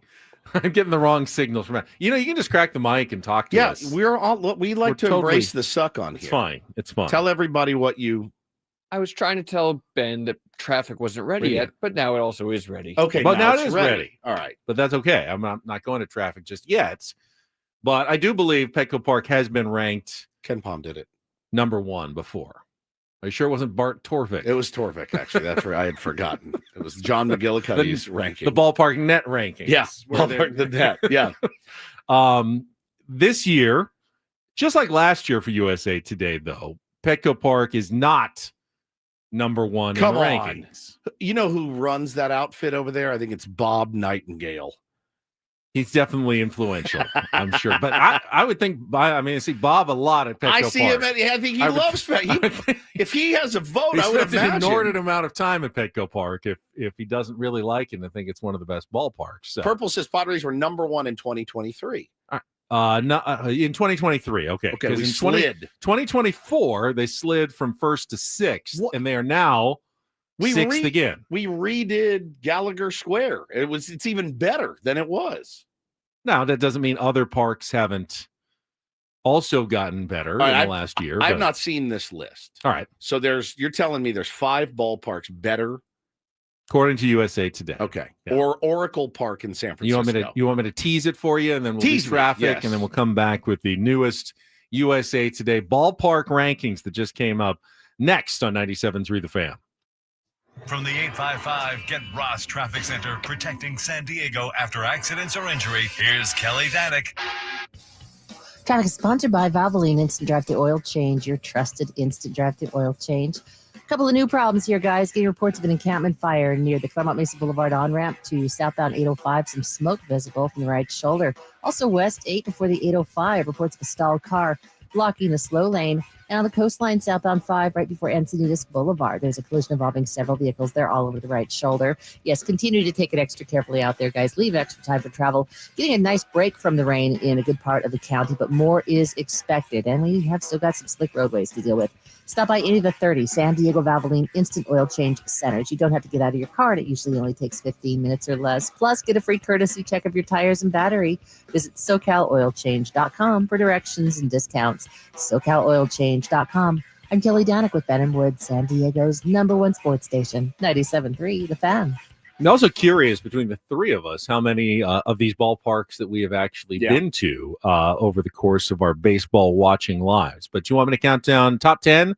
We'll do a top 10 list here. I want to guess who they think is better. All right, go ahead and see if you can guess the 5 ballparks that USA Today ranks better than Petco Park. Oracle Park. Oracle Park is, in fact, number 2. Number 2 on the list. Pittsburgh, PNC. PNC is number 1, and it's often been ranked number 1, ranked very highly. I have not been to PNC Park, nor have I. But everyone always says, even when Jesse and Tony go, they say really nice ballpark. The press box is way up high, I believe, but other than that, they say it's a really nice place to watch a game. Got beautiful views of the Allegheny across to downtown. They got that bridge you walk over. Seems very pleasant at PNC Park. So those two got the top 2. Yeah. I bet you they said, what about Philly? Nope. No. Okay. Now, Philly is number 13, Oh, Citizens okay. Bank Park in Philadelphia. Not one I've been to, but one we will be going to later this year. Couple months. Yes. Can't wait. I don't know. Fill me. So they're going a little history. Wrigley Field is number 3. Bro, come on. Now they have done some upgrades. I went to Wrigley Field long ago. Yeah, I was there last year before last. I didn't go in, but I saw the upgrades. Okay, fine. So they have done some upgrades there. Baltimore. Oriole Park at Camden Yards is number 4. Okay. And then number 5 is Fenway Park. Okay. In Boston. So I mean, look, it's totally different. Then they put in a lot of upgrades there. Do they have any criteria here? Not really listed. It's just basically this is our number. It's an arbitrary list. Let's see. Network reporters and editors rank them from 1 to 30. And then they just, give points. I don't know how many people actually from USA Today voted, but it was some sort of like poll system, and this is what they came up with. So I went to Oracle last year. I will say it is spectacular. It's my 1B. It's my 1B behind Petco Park. Brilliant. A brilliant layout. Really fun place to watch a game. The food was fantastic. It was great. It was really, really cool. It's right there on the water. I mean, there's not a damn thing wrong with Oracle. I've been to Oracle. It's awesome. Very solid. I've been to Wrigley long ago. Yep. I've never been to Camden Yards. I haven't either. Never been to Fenway. I have. Went to Boston. Great place to watch a baseball. It is. Yeah. Padres, you feel like you're right on top of the field. Padres are 1 ahead of Dodger Stadium. Not a huge fan myself of Dodger Stadium. No. Weather's nice. I know. Yeah. Other than that, it's fine. It's very, very big and not that easy to get around. I noticed at Dodger Stadium. I having spent 3 games there in the playoffs this last year. I hadn't been in 3 or 4 years before that, but not a huge fan. Coors Field comes in at number 8. I've been there. It's a good park. It's not bad. Not a bad park. It's a good park. T-Mobile Park in Seattle, I have not been to. Number 9. I went to the old Kingdom, which was actually pretty fun. Yeah. To watch a game in there. But and then Target Field that I have not been to is number 10. That's in Minnesota. That is the Twins ballpark. Twins. No, probably never get there. It's one of the states I haven't been to. Now you have been number 12, Kauffman Stadium in Kansas City. Yeah, I loved it. You liked that one. I really did. It was such a great experience. It was really cool. Truist Park, the home of the Atlanta Braves. I know that Adam has been there a number of times. Is it number 16? Have you not? I've only been once. Oh, I went for the World Series. Seems like a very generic-y park. And it's way out in the burbs, right? In the burbs, and it's kind of in the middle of they call it the Battery. It's, shops and bars and restaurants all around with the stadium in the middle. It was a cool experience. Well, yeah, you're going to a World Series game. Right. You know, that's pretty special. I just mean the surrounding area. But it's kind of a beating to get to, isn't it? Yeah. Yeah. Traffic. You got to park like way outside of it and then make your way through everything to get to the stadium. I love I love a stadium that's right in the heart of the city. I love it. There's just truly nothing better than that. Nothing on the planet is better than that park. Walk over. The surrounding city is there. It's just great. It was such a divisive point when Petco Park was first proposed because we were so not used to going to a downtown ballpark. Right. Everyone was going, where are you going to park? Right. I mean, you can't possibly find parking for a baseball game in downtown San Diego. We've managed pretty well, I would say, over the last 25 years or 20 years plus of Petco Park in finding parking, getting into what about the worst ballparks? This is the bottom 10, including at number 20, Yankee Stadium. I've not been to the new one. The new one, the old one was unmatched. Incredible. It's disappointing that they wouldn't have a better venue. I imagine maybe one of the things knocking Yankee Stadium as well as Petco Park is both very expensive ballparks to attend. Well, so is Oracle. I mean, Oracle was that's pricey. True too. Yeah. Let's see. Angel Stadium comes at number 23. That's one that's getting opened in 1966. Now one of the oldest ballparks in baseball. Very vanilla-y. And then Nationals Park at 25, Great American Ballpark at 26, Chase Field, which should be better at 1998, but really is not a good place to watch a baseball game, is at number 27. And Rate Field, which has been changed its name from Guaranteed Rate Field, is just Rate Field for the White Sox, is at number 28. And then they have not great, obviously voted on the other 2 ballparks that have not been used yet for major league teams. Where are the Guardians? The Guardians are low. They are in the 21, yeah. I'd like to 19. I'd like to go to that park. Yeah, I always thought that was probably a good one to attend. It looks pretty cool. It's been falling in the rankings in recent years. You got to keep up your ballparks as well.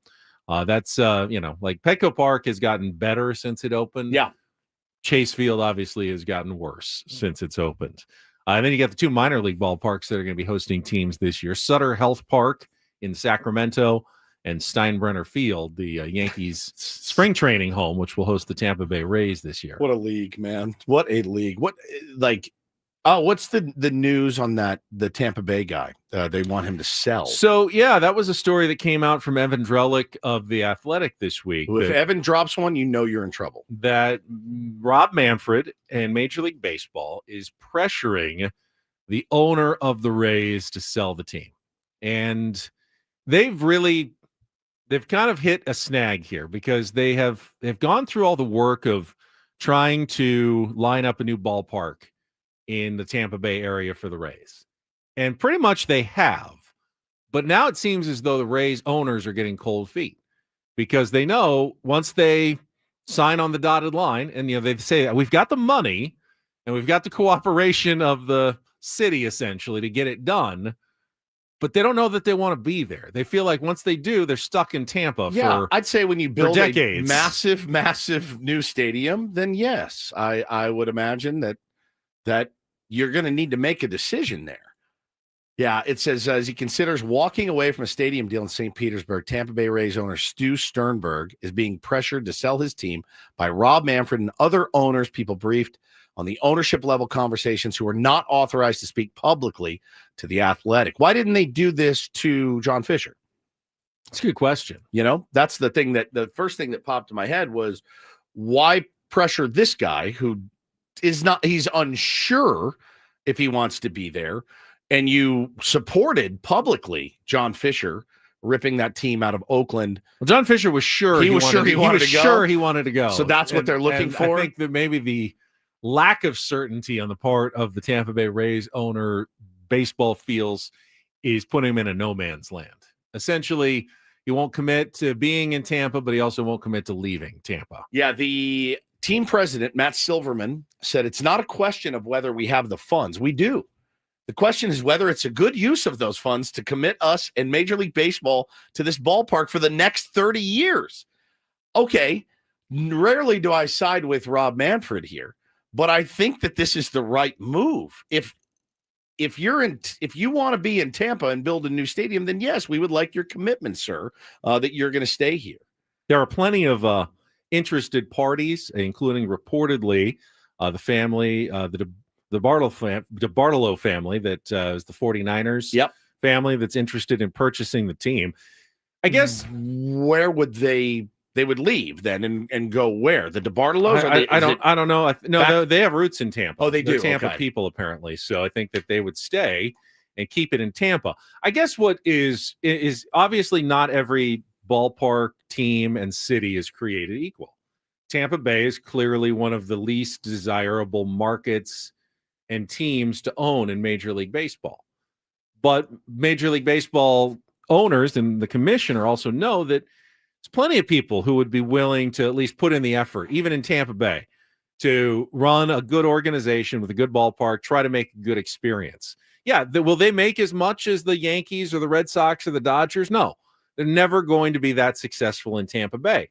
And you have to, as an owner, if you want to get into this business of being a baseball owner, you have to accept the fact that there are certain ceilings depending on what franchise you own. And if you own the Tampa Bay Rays, you just feel like, hey, I'm lucky to be a Major League Baseball owner. So they want them to stay in Tampa. Yeah. And because they don't want to give up expansion cities. Like they're still looking at Nashville, Portland, Oregon, they or want to Salt Lake. They want to be able to hold the expansion city possibilities over everybody else. Oh, absolutely. One of the worst things. And get expansion fees. I mean, the reason why Los Angeles was such a perfect foil for the NFL for so many years was that it forced every team to reckon, like, do we build a new stadium or do we possibly lose our team to LA? Once the 2 LA spots were filled, the leverage went way down. Yeah. There's not a lot of cities now that are like clamoring or with the capabilities of luring an NFL team, which, lowers the leverage for teams to try to, extract public money from their cities. Unfortunately, the Chargers San Diego was one of the last teams that was left without a chair in this game. Yep. Now there's really nothing left. So, other cities feel like they're much more secure because LA is no longer an option, really. They're not going to throw a third team in there. This is interesting. I wonder if he does end up selling. It's worth right now, Forbes estimates the Rays to be worth $1.25 billion, which again, pretty low actually for a professional sports team. I mean, it is, but you also have to factor in, Benny, their attendance. They get like 1,700 fans a game, and it just goes to show you, the worth of these teams and the worth of these owners. I mean, I get it. It's not liquid. He doesn't have $1 billion in the bank. I understand that. But the valuation of his team over $1 billion that draws nobody. Nobody goes to those games, and they've had good teams. They still couldn't get people in there. I don't know I don't live there. I'm not familiar with the market. I've heard from people before that, again, it's a really hard ballpark to get to. It's not easily accessible. It's just kind of, and it was, of course, dilapidated and kind of falling down. The team doesn't spend any money on the product, but I get the sense there, even if the team did spend a fortune in payroll, is anybody going, right? Is it that robust? But apparently it's robust enough for them to want them to stay and just sell to different ownership group. You think there's something inherently about Florida, because the Marlins have similar issues. I mean, they've had success on the field, 2 World Series rings, but have never really been, big winners at the box office in terms of drawing attendance like Tampa. Is it because of the spring training? Is it a Florida thing? I have no idea. Transplants, and they're more connected to their own teams. I mean, you'd think that at least they'd get, big road fans that would come in, but neither of them have found a formula for consistent success over the years in that state. Interesting. Yeah, Janine says, I like Tampa, St. Petersburg. When I went, super nice people, but it's a drive for sure. It was an hour and a half from Orlando. Yeah, I don't know. I mean, Janine says there's so much to do in Florida. Than says Tampa's horrible. Fans don't support bad long-term investment. So much to do in San Diego too. Yep. But we've obviously made it work with the Padres. Well, but the thing is what we always say here is like, look, the team's winning. People are going to turn up, but they win in Tampa. They have won in Tampa. But is it the fact of how they win? It's scrapping together a bunch of no-name Moneyball type teams where it's like, okay, we win games, but are these guys really that exciting to go see? I don't know. They also have a problem like latching on to players, because anytime they get a good player, then they get traded away. They're gone. Yeah, that's exactly right. I mean, think about the talent that has run through that place in the last 20 years. It's truly insane. And, what would you rather have? Would you rather have a team that consistently won but continued to shuffle out players? You never really such a tough never really got to have a relationship long-term with any of your stars? Or would you rather have a team that fluctuated a bunch, but you had some core stars that you could really get behind year in and year out? I think that's more for me. That's how I'm wired. I want guys that I can root for. I do root for the laundry. Certainly I do. I root for the team. But, man, it's fun to have Fernando. It's fun to have Manny. It's fun to have guys you can get behind. It sucks when you lose a guy that you love. My kids are starting to learn about this business of baseball. And I tell them, like, hey, man, I know you love Luis Ariz. He may be somewhere else next year. Like, don't get too attached to these guys, that's not ideal for fandom. But, winning 90 games every year, yeah, that's an accomplishment, certainly in that division. But I think it's the players that you can't fall in love with them, because as soon as they get really good, they're gone. Every team loses star players, but a lot of them will replace them with other exciting stars that you've heard of. Tampa never does that. Yeah, they never do. They never sign. They draft really big time well. Free agent. Ha-Seong Kim is the biggest free agent they have signed in the last 25 years. That's right. They've developed. They've traded for a couple, but mostly they've developed their own, and then they trade them away. And then they've let them go or traded them away to somewhere else. Yeah, Janine says there were so many Snell jerseys at the game she was at last season. Yeah, that's the last big real star. Well, they did sign Wander Franco to a long-term extension. That did not work out very well. The one time they went all in for a player. They paid Evan Longoria, I believe. Not that much. But they signed him to a They did. They kept him for a while. They kept him for a while. There's exceptions to every rule. All right, we are halfway done with Ben and Woods here on a Tuesday. Stole my line again. I didn't say halfway home. That's your line. Oh, halfway home. I said we're halfway done. That's totally different. Come back, take on Woods, spring training, Sammy, all ahead here on 97.3 The Fan.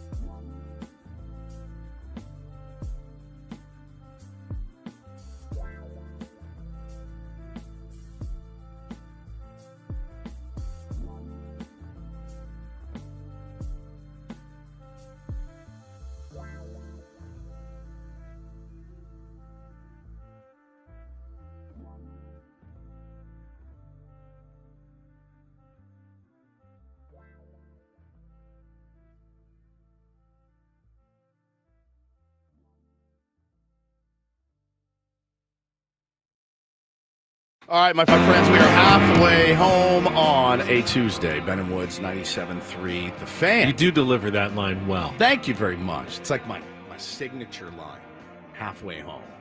We're halfway home. It does feel like you're, I don't know, a little too excited to get to the midway point. I am. I'm not. I won't lie to you. It's a benchmark in the show. Shouldn't we make it seem as though we could go on forever? No, I think we could talk all. We love this so much. We're not counting down the minutes and seconds until 10 o'clock when we're off the air. Wouldn't you say that would probably be the better way to go? Then is that like a jail sentence? You're counting off every single day until the program is over. I love it. No, I think our audience knows us, and I think we've always been honest with our audience, and I think our audience knows we really love the craft of this business. But also, it's we talked. Ben and I talked yesterday. I'll introduce the show. I'm Woodsy. That's Adam Klug. He's filling in for Paul Reindl today, very admirably. I might add. I did find out this morning that after talking about Adam's gout yesterday, apparently gout was listening, and gout made a slight return back to his feet this morning. He's suffering from a little bit of gout. You woke up the gout. I woke up the guy. He's like, "Oh, what were you saying about me? You had me under control. Guess what? I'm back. How is your gout holding up this morning, Adam? A little gouty. A little gouty? Gosh, man, that gout. I got that gout. Ben Higgins, your friendly neighborhood sports anchor. No gout, gout-free. Fortunately, goutless. Goutless on a Tuesday. But we were talking yesterday about the when we got out of here, and you know, again, a lot of people work a lot harder than we do, that's for sure. But when you leave this room at 10, there's a release of endorphins, maybe, and it's we walk out, you're like, how are you? Brain like, fog. It's just mashed potatoes, is how you put it. Your brain is mashed potatoes, and I need about an hour to kind of decompress after the show, which my wife loves. As I get home and I crawl back into bed. Now I don't sleep every time, but I crawl into bed and I lay there and I just kind of decompress. And then I have get a spot up and go on around the couch that I plop down onto for at least 15 minutes. Where I just like don't move. Maybe I'll look at my phone. Maybe I'll just sit there in a comatose state. I raw dog it a lot of times. I just like an hour of just laying there like Cameron and Ferris Bueller's, just staring at the ceiling to get my head back right. And then I usually go into my office and get a little more work done and go to the grocery store. Today I'll be going to the gym and just get crushed by my trainer. But that's kind of where we stand. So no, I think if we said, oh man, I'd do 8 hours on the air. Now look, here's the thing. If there was something groundbreaking, I'd stay on the air. We've done it before. When Manny Machado signed here, we stayed on the air an extra couple hours. We've done it here at 97.3 The Fan before. That's when it gets really fun. That's when there's something big and breaking and you can stay on the air and kind of push past your time slot. It's fun. You can't do it You're every running day. on adrenaline. Yeah, you're on pure adrenaline at that point, man. But yeah, so when you're done here, you do need a little time to decompose, as I like to call it. Decompose. That's what I call it, decomposing. I just lay in bed and just decompose. That's exactly right. What do you got planned today? Let's see. I've got my workout today with my trainer. So that's my Tuesdays. So we're both going to exercise. One day, would be fun? Give me a session with yours and you take a session with mine. Ooh. And see how it I think you'd really like my trainer. I think you would hate mine. I think I would. I think you would absolutely hate him. Is that a good or a bad thing? It's a good thing. Yeah, I know. And then usually I will stop. I'll have lunch with my son after my training session on Tuesdays. So that's my plan. And then back to work at Channel 10 this afternoon. Mamacita.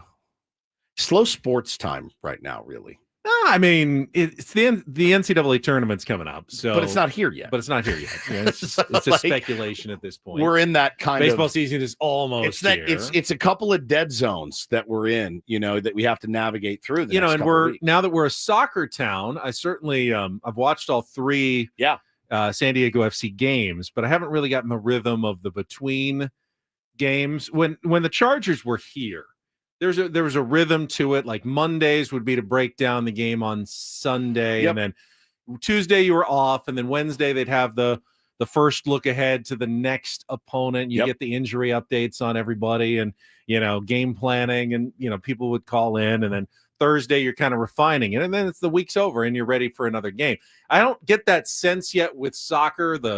Is the breakdown come on Sunday after the Saturday night game? Where we don't see them quite as much. Maybe it's because I don't understand it quite as much as I did football, and I'm still trying to get into it. But in between, we talked about the game yesterday. I don't have a lot more to say on it at this point. Sure. No, and I was wondering yesterday too, and we can mull this over, but I've really enjoyed it. I really have. I've enjoyed it a lot more than I thought I would. And I think it's a combination of the fact that it's here in San Diego and it's finally our team. And of course you get behind that if you live here.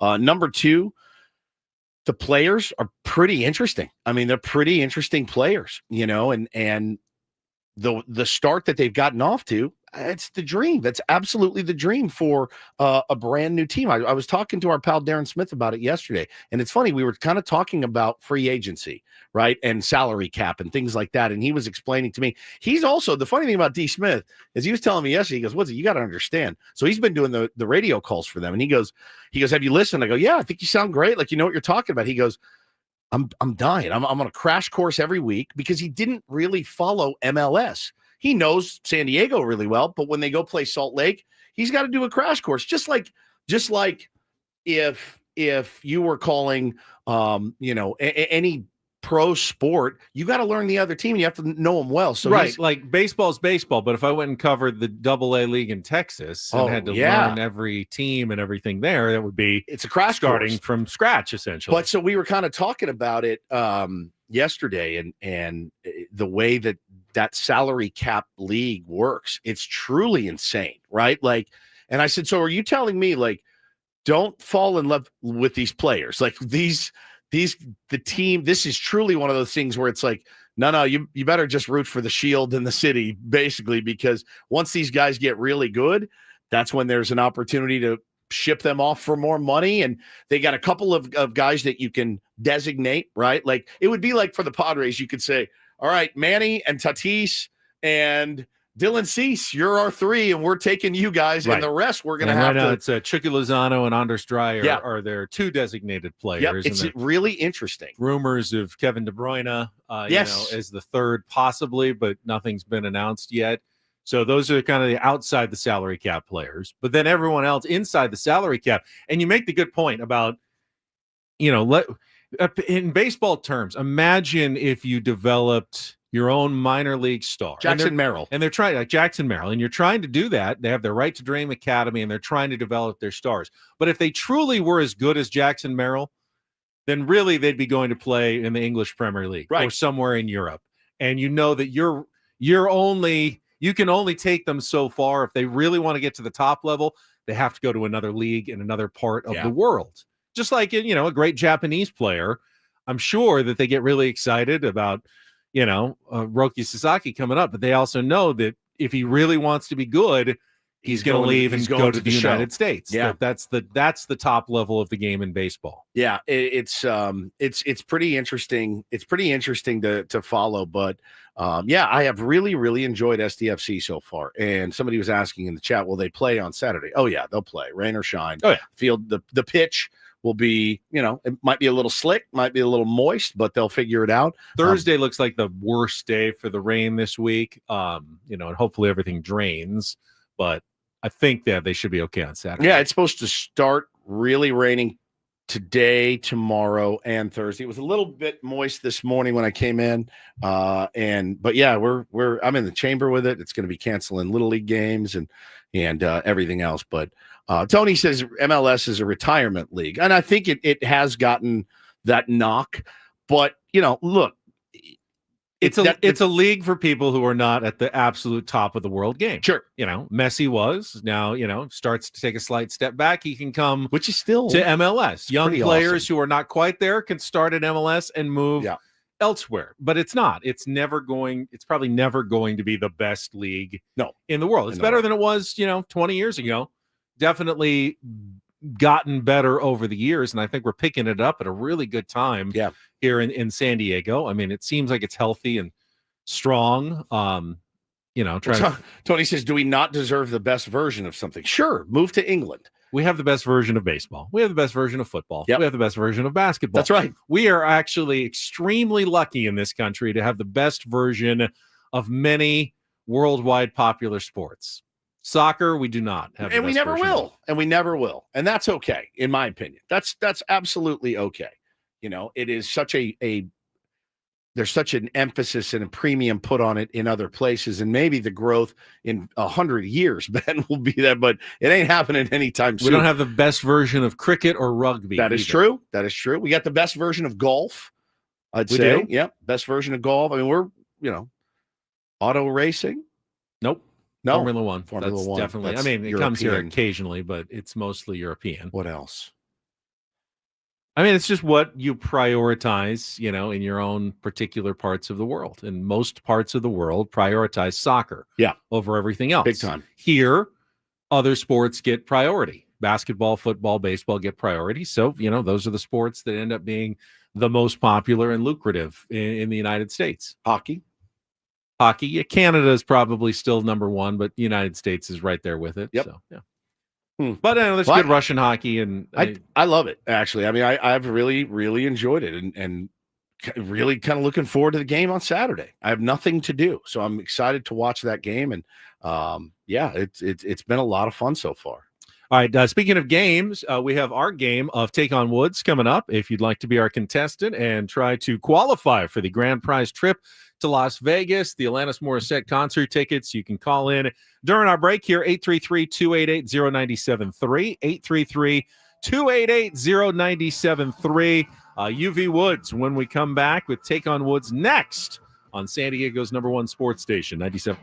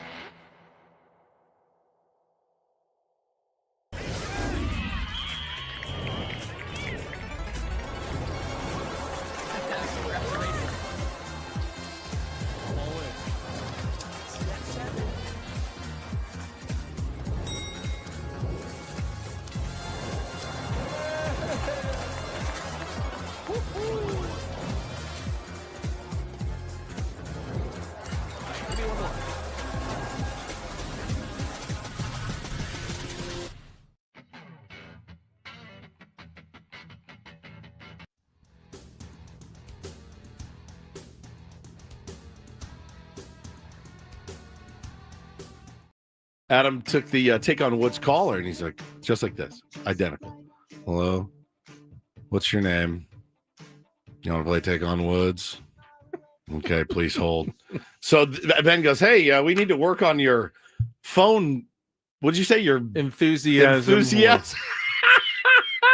just got dragged in here. It's not that it matters. He's not on the air, so you don't have to be on 100%. But like Daniel, who's our contestant standing by, we want his energy to be up for Take on Woods. And I just was worried that Adam was perhaps discouraging. Do you want to ask Daniel what he thought of my Daniel bedside manner? Daniel, before we start number one, Take on Woods, I hope Adam didn't dissuade you from coming and bringing a lot of energy to the table here for our upcoming game. No, I know Adam's got a lot on his plate. That's true. He got straight to business. That's true. He does. He did. All right. I'm already cheering for Daniel today. Me too, You know what? actually. Well, right. let's just get to I'm it. gonna split. It is time for Take on Woods. It's time for Take on Woods. Take on Woods. Woods. Take on Woods. We almost lost Woods tripping over his water bottle. Is brought to you by Bay Alarm, security and fire alarms for every business. We got you, and we already know we got Daniel as a contestant this morning. Hello, Daniel. Thank you for being so kind to Adam Klug this morning. Hey, no problem. All right, let's give you the category choices here for a 5-question musical trivia challenge. Your options today are Playing the Blues, 5 bands that all have the word blue or blues in their name. This Ends Tonight, 5 song titles ending in the word tonight. And our new category, Playing Defense, 5 song titles that begin with the letters D-E. So, Playing the Blues, This Ends Tonight, or Playing Defense. Daniel, what would you like to play? Well, let's go with Playing the Blues. Playing the Blues. All right. Instead of song titles, these are band names that we're looking for. They all contain either the word blue or blues in their name. You'll have 60 seconds to answer as many of the 5 questions as possible. If you don't know an answer, you can always pass. We'll come back to it if there's time left on the clock. First questions are 2-second song. You do need to identify that song title and the band with blue or blues in their name to score that point. Daniel, are you clear on the rules and are you ready to play? Yes, sir. Let's do it. Adam, you good over there? I'm doing I fantastic. love Ben. that enthusiasm. Thank you, Adam. All right, let's put 60 seconds on the clock. Woods is in isolation. You can see him through the window, but he cannot hear us right now. Your time, Daniel, begins when the music begins to play. The category again, Playing the Blues. Good luck, Daniel. Let's take on Woods. Blue Oyster Cult, Don't Fear the Reaper. Correct. John Popper is the lead singer for which band that became big in the 90s with hits like Hook and Blues Runaround? Traveler. Correct. Which Swedish pop band hit it big with a 1973 cover of the song Hooked on a Feeling? Ooga Shaka. Pass. Which alt-rock band is best known for their 1995 single Breakfast at Tiffany's? Deep Blue something. Correct. Which Knights in White Satin band is hailed for their landmark 1967 album Days of Future Past? Oh, man. The Moody Blues? That is correct. Which Swedish pop band hit it big with a 1973 cover of the song Hooked on a Feeling? Ooga Shaka. Oh, my gosh. Blue... Running out of Blue time. Suede. It's Blue Swede, not Blue Suede. I don't think I can give that one to you, but well played. Daniel, 4 is a good score. Let's put you back on hold, lock you in, and let's bring Woods back. Yeah, you got all the other ones. Blue Oyster Cult, Blues Traveler, Deep Blue Something, and Moody Blues. So, will Woods have a perfect score again? That's what happened yesterday in our game. All right, Daniel's score is locked in. Welcome back, Woods. It's great to see you. Thank you, buddy. Look at Good that to be back. enthusiasm, I'm smiling ready face to over jam. there. All right, no category for Woods. He plays it cold. But Literally. 60 seconds back on the clock. It is freezing in here. Your time begins when Adam plays the music. Good luck, Woods. Let's take on Daniel. Don't Fear the Reaper by Blue Oyster Cult. Correct. John Popper is the lead singer for which Blues band? Traveler. Correct. Which Swedish pop band hit it big in 1973 with a cover of the song Hooked on a Feeling? Ooga Shaka. Pass. Which alt-rock band is best known for their 1995 single Breakfast at Tiffany's? Deep Blue something. Correct. Which Knights in White Satin band is Moody hit? Blues. Correct. Which Swedish pop band hit it big in 1973 with a cover of the song Hooked on a Feeling? Ooga Shaka. You don't have to say that ever again.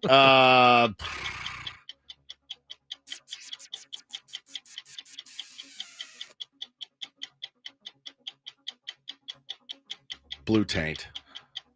Blue Swede. Blue Swede. You played the exact same game as Daniel. You both got the same 4. You passed on the third one. You came back, didn't get it.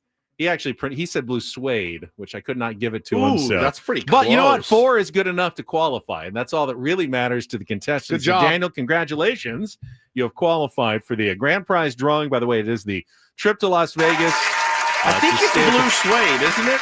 Blue Swede. Are you sure? It's SWEDE, I believe, because they're Swedish. Okay. Blue Swede. It's either way you qualify, so I don't feel bad about it. That's 2 true. tickets to Alanis Blue Morissette at the Swede. Coliseum at Caesar's Palace. 2-night stay at the Flamingo. $100 gas card. You can see Ticketmaster.com. Get your own tickets. Stay on the line, Daniel. Adam will get all your information locked in during the break. I will gleefully get his information. There's a difference in mornings and you have to be energetic in the morning. You have to. I don't mind Smarmy either. I like Smarmy. Adam is actually Smarmy fantastic. Adam actually rules. It rules. Category, of course, was playing the blues. Yep. With all bands having blue or blue in there. Very Blues well or blue done. in their name. Very well done. All right. Let's see. We still have spring training Sammy joining us from Peoria, Arizona. He has done such a bang-up job over the last 3 or 4 weeks. Bro. Since he first went to Arizona. He's been there a month now. Does anyone know when Sammy first arrived on the scene in Peoria? The Tuesday after the Super Bowl, so I think it was like February 11th, something like that. So this could be the 1-month anniversary of Sammy arriving at spring training. Did you guys see me almost die right there? I did. We talked about it. Oh, did water you? bottle incident. God. Tripped right over your big old water Right bottle. over it. Yeah, everyone saw it on camera, actually, Good. too. Great. Right there in the screen. It was fantastic. All right, Sammy's 1 month in spring training anniversary. Coming up next with Ben and Woods on San Diego's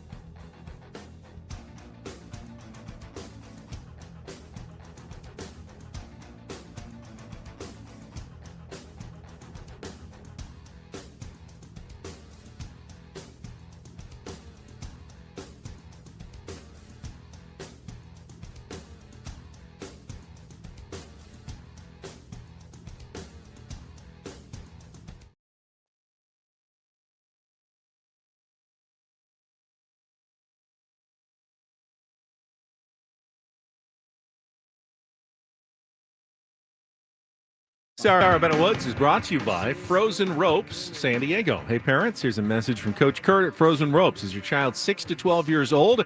Their baseball summer league is the perfect fit for your player. Starting June 16th through August 17th, summer league includes 8 practices, 8 games. You can register by March 31st, save $100. Go to San Diego Frozen Ropes.com. Got our biggest fan coming up at the top of the hour at 9 o'clock.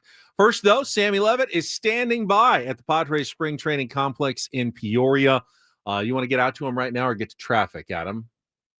I'll let you make that call. He says get out to Sammy. All right. Well, we know Sammy's a hard worker. I think his future is very bright. Yes, so bright indeed. that he's got to wear shades this morning as I see him on the back patio at the Peoria Sports Complex. Sammy, looking Good morning, Sam. How are you? Yeah, these are my my backup sunglasses that are very mirrored. They feel like a little much, so I don't often wear them. But I was kind of feeling myself today, so put on the mirrored sunnies. I can actually in your eyes see like the horde of media and players eating at the tables and everything. Yeah, no media. I'm just turning up my headphone volume here. No media yet, but we have a full congregation of minor league players now here because minor league spring training is fully underway. So we've got, I would say, a few dozen minor leaguers eating breakfast, having a good time out here. So that's what's going out here out here at the back patio right now. He looks like he's in Steamboat and he's about to hit the slopes for the day. That's what he looks like. He's about to go tear up the mountain. Some fresh pals, Sam. You're looking great, buddy. So what's the haps out there out in Peoria this morning, other than minor league spring training getting going? Yeah, obviously kind of a normal day. We'll see what the lineup looks like. I wouldn't be surprised if it's a pretty similar lineup, at least star power wise, to what we saw yesterday. 2 weeks away from opening day. We're certainly getting towards the part of spring where guys are going to play more back-to-back days. Play a little bit deeper into games. We'll see what the full pitching list looks like here in a little bit. But I would imagine a pretty good lineup today. We'll see if Gavin Sheets is back in there. I'd be intrigued by that. He did play Saturday, Sunday, and Monday. But when you've hit 3 home runs in 3 days and you're making as strong of a push as he's making right now, I'd be pretty intrigued to see if he's back in there for a 4th consecutive game today. I don't remember if on Sunday if he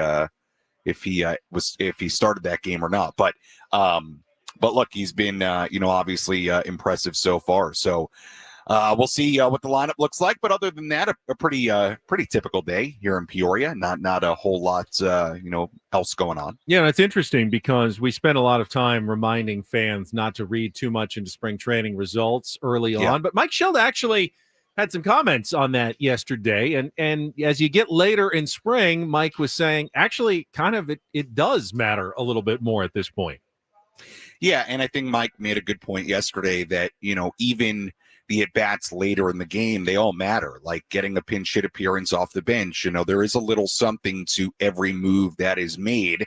And even though it's a spring training game in late February, early March, that look, they do want to give guys an opportunity to come off the bench and pinch hit and see how they react, see how they do. So I do think we're getting towards the time in spring as the clubhouse narrows down a little bit. And we're talking about that final bench spot or two where I do think a lot of the at-bats do really matter. And look, I don't want to, poo-poo what Gavin Sheets has done. He's making a case for himself. I think yesterday we talked about, Matt Waldron. I think I made the case to you that, with Matt, even though the spring training results haven't been stellar so far, the one thing you can say about Matt Waldron is that there's a pretty good track record of him for an extended period of time getting major league hitters out and performing pretty darn well at the major league level. And I do think you can kind of transfer that argument to Gavin Sheets as well, in the sense of, Gavin played over 100 games in the major leagues each of the last 3 seasons. And the one thing he's done is provide power and provide some level of pop. So there is, there's a track record for Gavin Sheets in that sense about being able to hit some home runs against major league pitching, even if the the average and some of the other numbers aren't going to blow you away. So I would imagine that's something that works in his favor. And Ben, back to your, I know that was kind of a windy answer, but back to your original point. I think every at bat, every moment matters. It's not the only part of the equation when you're talking about roster spots, but it is certainly, I think, in Mike Schultz's eyes, a big part of it. Sammy, as far as the arms that are going today, you got Dylan Cease today. You said you don't know who else is going for the guys. But yeah, I mean, so far, the bullpen is kind of rounding into form as well. What has Schultz said kind of about the guys he's looking at? Yeah, I think the interesting thing with the bullpen right now, and I'm not referring to, Jason Adam giving up some runs yesterday, and we'll see what happens with Bradley Rodriguez. Obviously, look, we talked about it a little bit. Bradley is still in Major League camp for a reason, or else he would have been with the already two groups of cuts, and Bradley is really, really young, and all of the guys on that side of the clubhouse have had their lockers cleared out, and they've been reassigned to minor league camp. So I do think there's a reason Bradley is still here. I do still think it's probably a long shot that he's going to actually make an opening day roster, and he had his toughest appearance yesterday. But I do think the interesting thing with the bullpen is that I think we can all agree, without hoeing, there are two spots essentially available in that bullpen. And I do think what they do with one of those spots will be interesting because, the question is, and not that we didn't know this already, but Mike Schultz confirmed it yesterday, that Johnny Brito, they're not looking at him as a starter, period, for at least right now, which is a little significant in two ways. Number one, you could have seen a scenario where Johnny would go down to El Paso and be a starter and be a depth option when they need it. Remember, there was a time last year where they were stretching out Johnny Brito mid-season to do exactly that. So he's kind of gone back and forth here a little bit.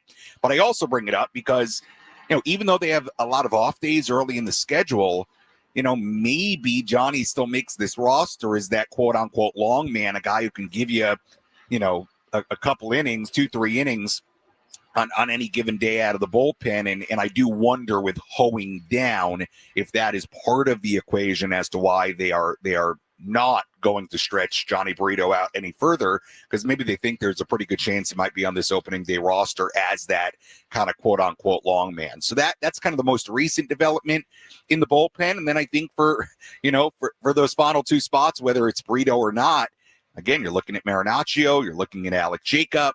I think those two guys have pretty strong cases. Marinaccio had a tough outing his last time, but I know Marinaccio is somebody they really like. Yeah. They've been really excited about since they got him. So we'll see how it shakes out. But, I think the Brito part of it is a little interesting to see if he makes this roster as that long man, at least at the start of the year. Talking to spring training, Sam Levitt with us from Peoria. And I thought, speaking of long man, it's really the least sexy guy on the roster. Yep. What do fans care? If you're up 7 or down 6, who's coming into the game and mopping up for a couple of innings? I know it's thought of a much more important inside, a manager's office than that fans give it. But I thought you and Scraby made a really good point yesterday. I was listening to you on my way into my TV job when you talked about the fact that, well, whoever doesn't win the starter's job can't simply just go into that long man role. Like Matt Waldron would not be a good relief pitcher, right? God, no. As a knuckleballer to come in with the bases loaded, and have no idea what's going to happen.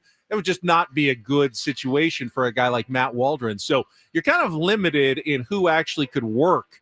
And Johnny Brito is one who could in that, more, long man mop up type role for the Padres. Yeah, Ben, I think it's an interesting question now, knowing what we know about Brito. And again, I wasn't surprised by Mike Schultz sort of confirming that yesterday, but he did confirm it, which I think also then begs the question of, okay, out of Hart, Waldron, and Kolek, right, and Vasquez, okay, out of those 4, could you see one of them, let's say if Johnny doesn't make the team, or if they, the point is, could you see one of them not win the 5th and final rotation spot, and instead of going to El Paso to continue stretching out and starting, they become a long man in the bullpen? I don't quite know the answer to that question yet. I tend to agree with you. I think Matt Waldron, I think it's a really tough spot out of the bullpen because we know that knuckleball is something even last year he at times struggled to get a feel with early in games. Remember, they adjusted his bullpen schedule before games because they, essentially they wanted him to throw more to kind of get more of a feel. So that would seem like an odd bullpen choice. I agree with you, but I do think it'll be interesting with no hoeing, whether it's Johnny Brito or whether it's one of these fifth starter candidates. It will be interesting to see if either Brito or one of those guys that is not the fifth starter at the beginning of the year, if they are added eventually to the bullpen as more of a guy who can give you more innings. I think that's a pretty interesting part of what's going on right now. Sammy, anything else that Schulte has talked about? I know now he's supposed to speak when? Pretty soon? Not until 10:30. 10:30. It's late today. Clubhouse doesn't open until 8:45, so I think it just opened, whatever time it is. So yeah, everything's a little bit pushed back today. I don't think there's been anything super notable last few days. The Brito stuff was certainly interesting. Hearing him talk about the at bats, and as we get deeper into spring training, like Ben alluded to, that was interesting, but nothing super major over the last few days. And we kind of talked about it when we were out there. Been kind of a peaceful / kind of boring spring training, which is exactly what you want. Yeah, you want that. I totally agree that it has been the most normal feeling, and I want to be careful how I say this because I do want, I do want Adam Klug to want me to come out here for the whole time next year. Yeah, it has been. It's just there hasn't been as many headlines like in 23. It was the craziness of just the expectations. It was the WBC, which made everything feel really fast. And there was this weird, really quick buildup. Then everybody left and then everybody came back. So that was different. For example, Yu Darvish was like barely here in 23 in spring training. So it was just a different spring. And it was just, the expectations were so massive for that group at the time. And Soto was here and all of that.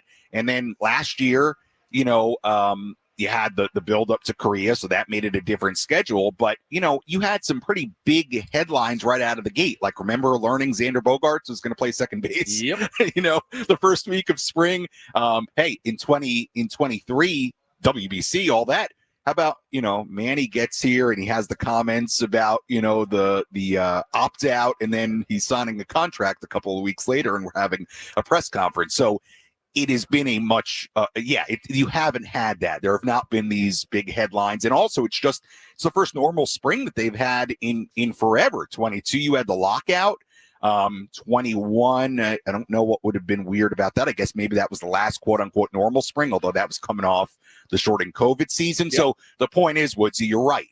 It's a normal schedule. And I think from a headline, quote unquote, any controversy, perspective, it has been quieter for sure than the last couple of years. As much as it's fun for fans to have all kinds of drama, you don't always need to be going 150 miles an hour with your hair on fire at every moment. And for much of AJ Preller's tenure as general manager, that's what's defined the Padres. Yeah, it feels almost weird to not have massive sometimes. Moves and changes all over the place. Different managers and coaching staffs every couple of years.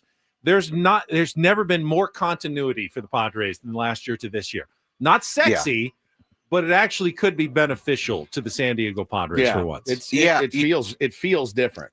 Yeah, and we played this on the afternoon show yesterday, but I did an interview with Jay Cronenworth a couple days ago, and I know you guys talked to him while you were out here, and we talked a little bit about that, about the continuity, about offensive identity, the fact that the same guys are here. Like, you walk in that clubhouse and it's the same group of guys, pretty much. Some faces missing, some new faces, but pretty much the same group that 193 games. You're missing Profar, you're missing some key pieces that contributed, but core wise, same group of guys. So I'll put that out on social media a little bit later today, but that was a good part of our conversation. Also recorded an interview with a guy that I don't think you've heard from in spring training so far, and that's Jeremiah Estrada. So that might come out tomorrow. And he's, look, I do think you mentioned the bullpen, Ben.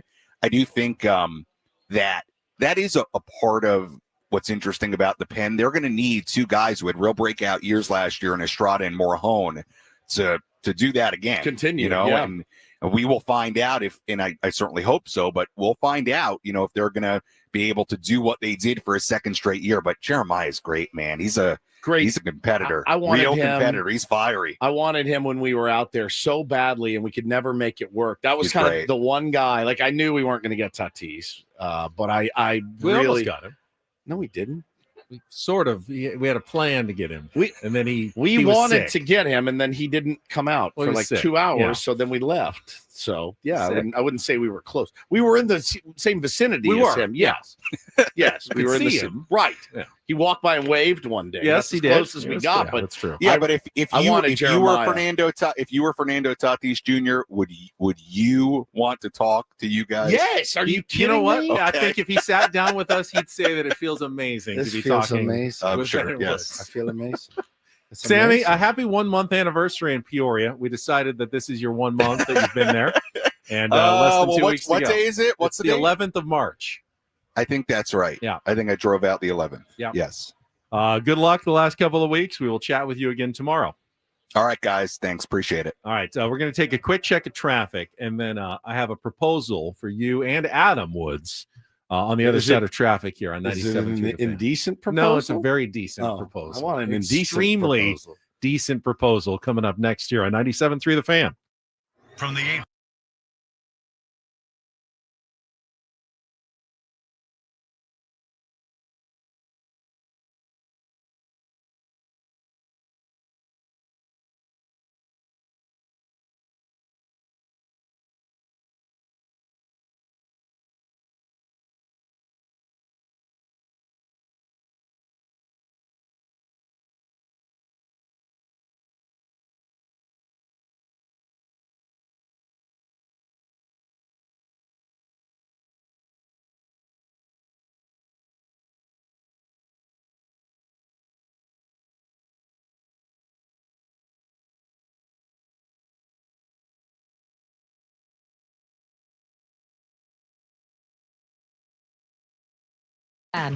So here's Ben's decent proposal for both of you. And maybe this is even directed more at Adam, but Woods tends to get things done around here. So and Adam doesn't. Sammy has done such a good job. He's been there a month. Not only has he covered the Padres every single morning, but he filled in for you on Friday, filled in yesterday on the afternoon show. He is just working tirelessly. I heard him yesterday say he really wants an air fryer. He's never had one before. For when he moves back into his new place in OB when he gets back.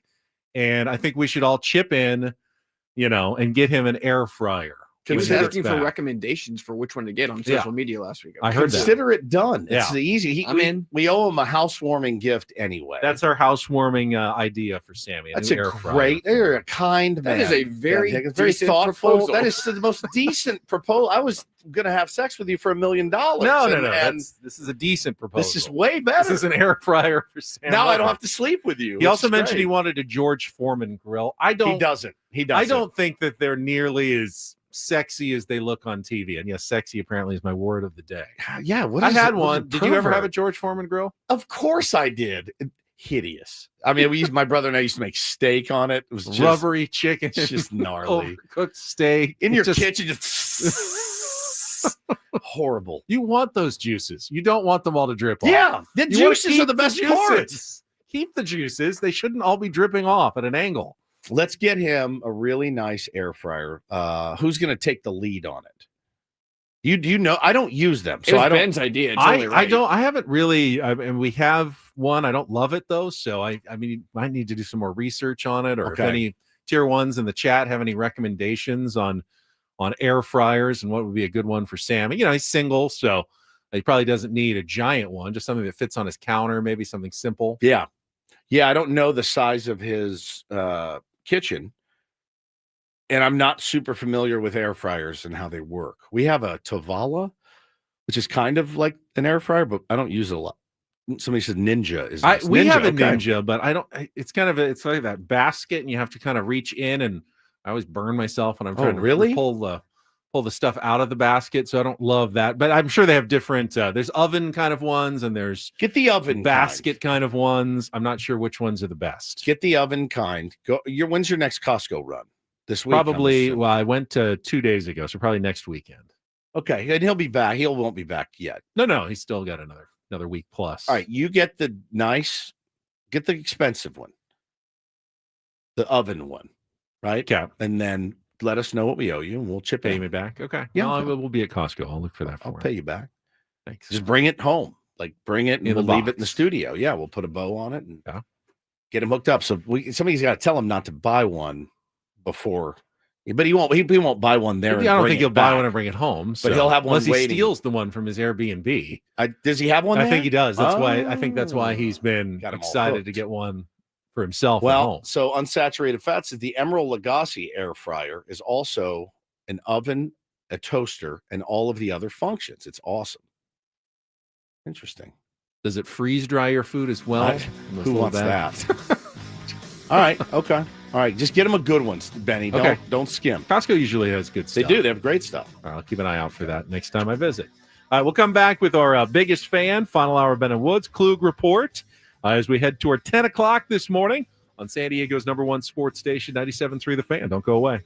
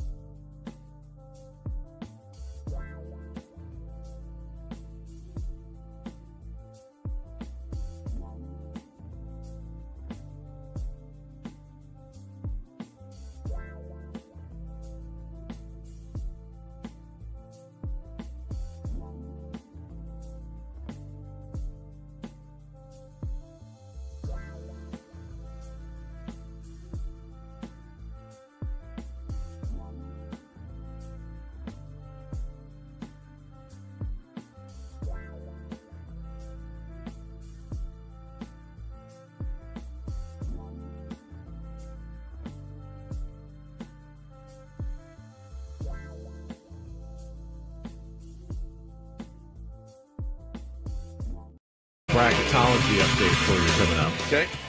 I know you'll be waited with bated breath. Well, I was going to take a little snooze, so I think that's probably a good time to do it. I just got real tired all of a sudden. So It's March. I love March. I love March too. I'm ready to get this thing going. I'm I know excited. conference We're getting tournaments closer. going on, but yeah. Yeah, I'll give you a little update on, obviously, we're still a couple of days away from San Diego State's first game in the Mountain West tournament, but do have some updates for you. First, though, at 9 o'clock, it is time to announce another name in our biggest fan contest. If you hear your name called, you have 10 minutes to call us back at 833-288-0973 and qualify for our grand prize, big grand prize, a night in the Odyssey Suite. 20 tickets for you and your friends. Enjoy a Padres game later this season. It's still not too late to get your name in, although do it fast. We're down to the last couple of weeks here. You can go to 973thefansd.com/biggest fan. Get your name in for our contest. But this morning's biggest fan is Paul Moranian from San Diego. Paul Moranian, you are on the clock. Paul Moranian. Kind of like the dog. dog. Paul Moranian. Paul Moranian. Paul That's Moranian. Paul genius. Moranian. That's so good. 833-288-0973. Very good.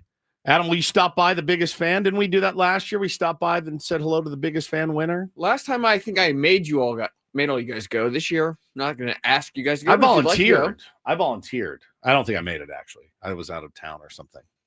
But no, it's rad. I mean, you see, like, oh, no, I did go. And you see, like, I'm sure I'll stop by. all the smiling fit. They're just like, it's the best. Sitting in a suite is pretty cool. It is pretty neat. It's pretty cool. I mean, you can either sit in like the normal The chairs seats. and watch the game. It's so great.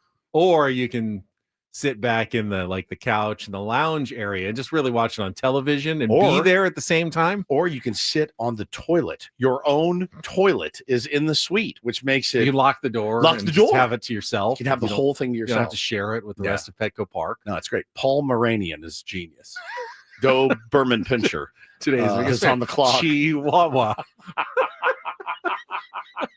Chi. You are tomorrow's biggest fan. Chihuahua. Paul Moranian is so good. It's a great name. All right, yeah, you got what? 10 minutes? 9 minutes? Yes, probably 7? 9 now. Yeah. Clock is ticking. 833-288-0973. All right, quick bracketology update while Woods takes a little bit of a snooze. I think I will. Goal here in San Diego. Obviously, you want to see San Diego State get into the tournament. Yes. Assuming they don't win the Mountain West tournament and are going for an at-large bid. You don't want to see any bid stealers. That's the worst possible outcome, where a team that wasn't going to get in otherwise Wins their conference tournament, but the team that they beat still gets an at-large bid because they're ahead of San Diego State. So that's a bid stealer. Obviously anything can happen, but who are the culprits for it? So one that you were worried about was Drake, because they were going to get in, but they won their conference tournament, so no bid stealers there.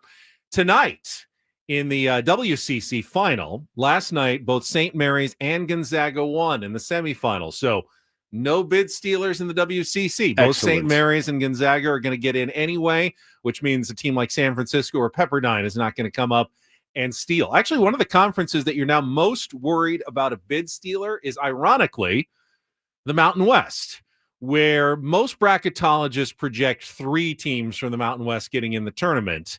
Right now, it would be, New Mexico and Utah State seem like they're pretty solid locks, which leaves one spot left for 3 Mountain West teams. San Diego State is clearly the top of those 3 right now. But Boise State and Colorado State are both close. They're on the bubble, and either of them could win, or UNLV being, not a bad team and getting to host the tournament, being once again on their home floor, they could absolutely be a bid stealer as well in the Mountain West tournament. So if San Diego State can't win, you're actually cheering for like New Mexico or Utah State to win this thing and not add another Mountain West team to the mix. But the good news this morning, Joe Lunardi coming up with his daily update, and he actually has San Diego State. He moved them up a slot. They just got out of the last 4 in and into the last 4 buys. So they're the very last team that wouldn't have to play in one of the first 4 play-in games on Tuesday or Wednesday in Dayton, Ohio. Again, one bid stealer, they could be back to the last 4 in. A few bid stealers, they could be right back onto the edge of the bubble. But at least according to Lunardi, they are safely in enough. They'd have to be passed by 5 teams right now to not be in the NCAA tournament, which Okay. feels like a fairly comfortable spot to be. Now, the first team out is Boise State, who, of course, that's who San Diego State will play on Thursday. So Boise State has as much riding on that game as probably any team in America this week in their conference tournament. So they're the first game. They're the first team out right now. Right now, they're the first team out. But if they go in and beat the Aztecs, are they in? Are they in and the Aztecs are out? Will San Diego State drop that far? I don't know that they would drop that far and be out, but would you put 4 Mountain West teams in the tournament at that point? That's why I don't think it's a sure bet that San Diego State's in, even though they're currently okay as it looks, as the bracketologists project, either a 9 seed or a 10 seed or maybe an 11 seed. But you'd feel a lot more comfortable if they beat Boise State. I think almost certainly San Diego State is in. Yeah. If they lose, I think they still have a chance. But if they win, I think they're almost certainly into the tournament at this point. Yeah. And I thought maybe they'd need 3. It depended on – there was a bunch of bid stealers. You would have felt more comfortable if they got at least to the final of the Mountain West tournament, beat New Mexico again maybe. But I don't think that's necessary at the moment. Just beat Boise State on Thursday. And you're probably in the clear. And I think you're probably in the clear. Yeah. That game's at 2:30. That's a 2:30 afternoon start game on Thursday. Perfect for me. On a rainy Thursday here in San Diego, nothing better to do than watch on TV and enjoy some college basketball. I can't wait. It sounds Cannot like wait. so. Yeah, and then UCSD obviously still in the picture as well. They're not currently in the at-large mix because they're projected to get the automatic bid. So the question is, if they lost, would they get into the tournament? Could they be a bid stealer? Could UC Irvine be a bid stealer if they beat UCSD and UCSD still gets into the tournament? But we won't know until this weekend because UCSD doesn't play until Friday in the semifinals of the Big West tournament in Henderson, Nevada. I was looking for the line, not out yet. I wanted to see what the Aztecs would be favored by against Boise State. Yeah, probably 7.5. I would say less. Less, I'm going to say like 5.5, 4.5 or so. Knowing how big this is, it's a neutral court game. I still don't know if Magoon Guath is going to play or not. Still up in the air. My sense is he'll probably play, but very limited minutes. Yep. You're going to have to be very careful with his usage, especially if you think you're going to want to play him again the next day and maybe the next day. I think Dutch is going to have to be really careful with Magoon Guath if they do bring him back for the Mountain West tournament. So I think that kind of throws the line into question. We got a Padres starting lineup for you for the 1:10 p.m. start against the Chicago White Sox. Do you want it? You want me to give it to you? Yeah, please. All right. More regulars in there. Going to get these guys some work. Luis Ariz DHing and leading off. Fernando Tatis Jr. in right. Jackson Merrill in center field. Manny Machado cleaning up. Jake Cronenworth back at second base. Xander Bogaerts. Gurriel's back at first base. They're giving him a good, solid look, Benjamin. Jason Hayward back in left. Speaking of good, solid looks. And Martin Maldonado will be catching Dylan Cease today for the San Diego Padres. We're very close to probably what the lineup looks like. Clearly, I didn't have.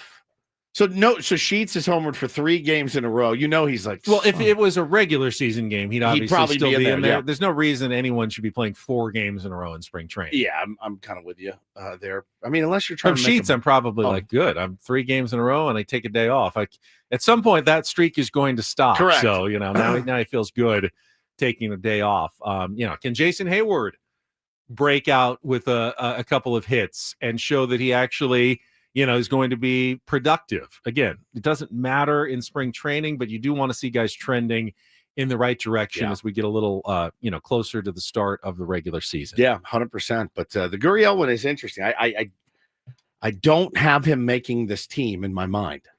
I just don't. I don't have him making this team. You've got Ariz who can play first. You got Connor Joe that can play first, right-handed bat as well. I don't see it happening. I don't either. They're continuing to run him out there and give him looks. One thing working against Gavin Sheets, and I heard Sammy and Scraby talking about this as well, and I didn't realize it. Gavin Sheets has an option, minor league option. So the Padres could keep him in reserve at AAA and bring him up when they need him. They don't have to start the year with him, unlike a guy like Eggy Rosario, who has no options left. And if they don't put him on the opening day roster, they'll have to pass him through waivers. Yep. at which point another team could claim him. And probably will. Or if he's not claimed, I believe Eggy could then elect free agency as well. So there's no guarantee you keep Eggy Rosario if you don't put him on the opening day roster. But you could keep Gavin Sheets as kind of an insurance policy for a DH guy that you could bring up if anyone gets hurt, anything like that. They put on the injured list. You could bring Gavin Sheets up. So that actually works against him making the team on opening day. All the home runs do work in his favor. Now, 100%. would you rather have a guy go here? This is always a big baseball question. Would you rather have a guy who goes 3 for 10 with 3 singles or 1 for 10 with 1 home run? I'll take the guy that goes 3 for 10. The guy with 1 for 10 with 1 home run has a better slugging percentage. I'll That's take the guy 400 that's as opposed to 300. 300. But you'll take the guy who's hitting 300, but all singles. Yeah. It's kind of your Luis Arraez versus Gavin Sheets pretty much argument there. Pretty Gavin much. Sheets has done nothing other than the 3 Then home extra runs. base hits, yeah.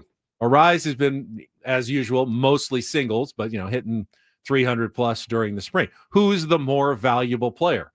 If you had one of them in the lineup as a DH or a first baseman, you want the guy who homers but does nothing else, or the guy who constantly gets on base? I want the guy that's on base. Going to give you. Well, got a chance for bigger innings. This all the team is time. definitely feels like they're built more toward the Arraez than the Sheets.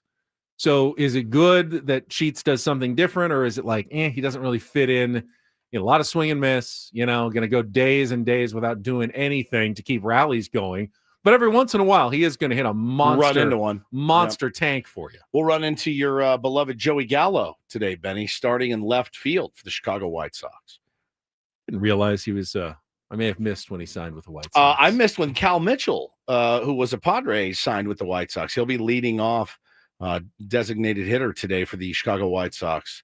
And then I've never heard of a lot of these guys. Well, it is a road game for them. Yeah, so it is. They don't take their full crews up. I don't know that they have a full crew in Chicago, to be honest. This may be their full crew. What happened to all the guys that the Padres traded to them for They have Dylan Cease, who's going to face them today? They have a better record than we do, though, right now in spring training. Just FYI. That's every single team in the Cactus League has a better record than the Padres. They're Indeed. dead last Indeed. in the Cactus League standings. And you know what? Not worried about it in the least bit. Don't lie to me. All right. I do want to talk a little bit more about Dylan Cease, today's starter, when we come back. I don't think there's any trade rumors that are out there, but it's the trade rumors are out there. Well, but are they being forced out there by other people who aren't in the Padres organization? People on the East Coast that wants to see him traded to an East Coast team. I think that is the case. So we'll get to that coming up in our next segment here on Ben and Woods. First, tell you about sdfatloss.com. My story. I lost 40 pounds in 60 days by following their simple program, their strategies, listening to my counselor. Got it done about 1.5 years ago, and I've kept the weight off. I love that so many tier ones have shared their stories with me, gone to sdfatloss.com to lose the weight up to a pound of fat per day, 10 to 20% of your body weight in just 60 days. We're talking thousands of pounds lost in San Diego now, just from our listeners. Plus the other show hosts here on the station, Matt Scraby, Chris Ello, they lost 77 pounds combined in the afternoon as well. The results don't lie.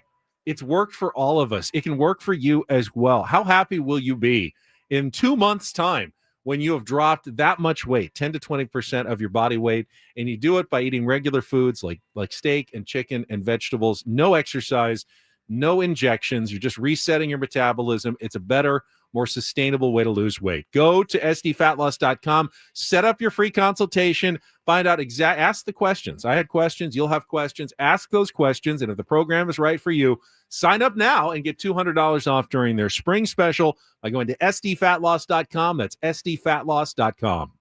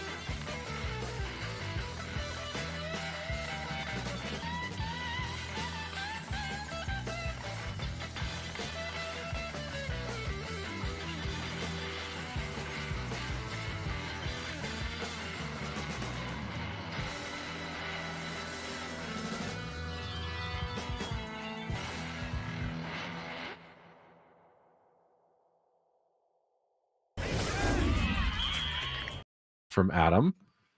And How long are we back for there? Like 30 minutes? No, only like 45 seconds. Yeah. Oh my God. I am so sorry. That was What happened? Number 2? No, it's freezing. I went to go get some hot chocolate. Very important stuff. Wait, what? With the little mini marshmallows, Adam? You went to get hot chocolate in the I middle sure of our did. program? I What is used the little boys' room as well. Mm. I cannot believe that just happened. I'm embarrassed. That's fine. Oh my God. We were talking loudly over the music, so it was fine. But you have been working hard. Can I announce this on the air with your email from earlier today? Yeah, let's do it. Let's do it. According to Adam Klug, all station email, good morning, everyone. We have finalized an all-day live broadcast at Dave & Buster's in Mission Valley for Friday, March 21st, a week from this Friday, for the second day of the college basketball tournament. We'll begin a live broadcast 6 a.m., go through 6 or 7 p.m., depending on Matt Scraby's schedule. So there we go. You can join Ben and Woods and the rest of our shows live all day long at 2931 Camino del Rio North. It's, Dave & Buster's. It's right there. You've seen it. You've passed it a million times. You've probably been there a few times if you're like us. And we'll have more details to come on how we will promote and on-air giveaways, etc., according to Adam Klug. I slept in a box outside of that very Dave & Buster's. Like a cardboard box? No, a big box storage. Oh. For Cherry. I slept there overnight and did a 18. That's raised off the ground slightly.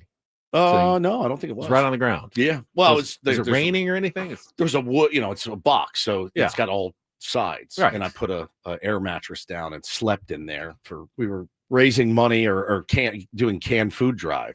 Called it Can Diego. Very radio-esque name for a promotion, but got a bunch of food and it was fun, man. It was fun. How long were you in there? So I started broadcasting at 6 a.m.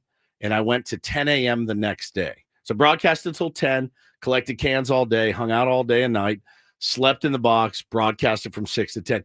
Big Worm from Friday. His name is Faison Love, I believe. He came and did an interview with me the next day. If you've ever seen the movie Friday, and you probably haven't, Ben, the guy that played Big Worm came out, and it was fun, man. We got a lot of That's the one where they get stoned, right? A lot. Yeah. Yeah, a lot.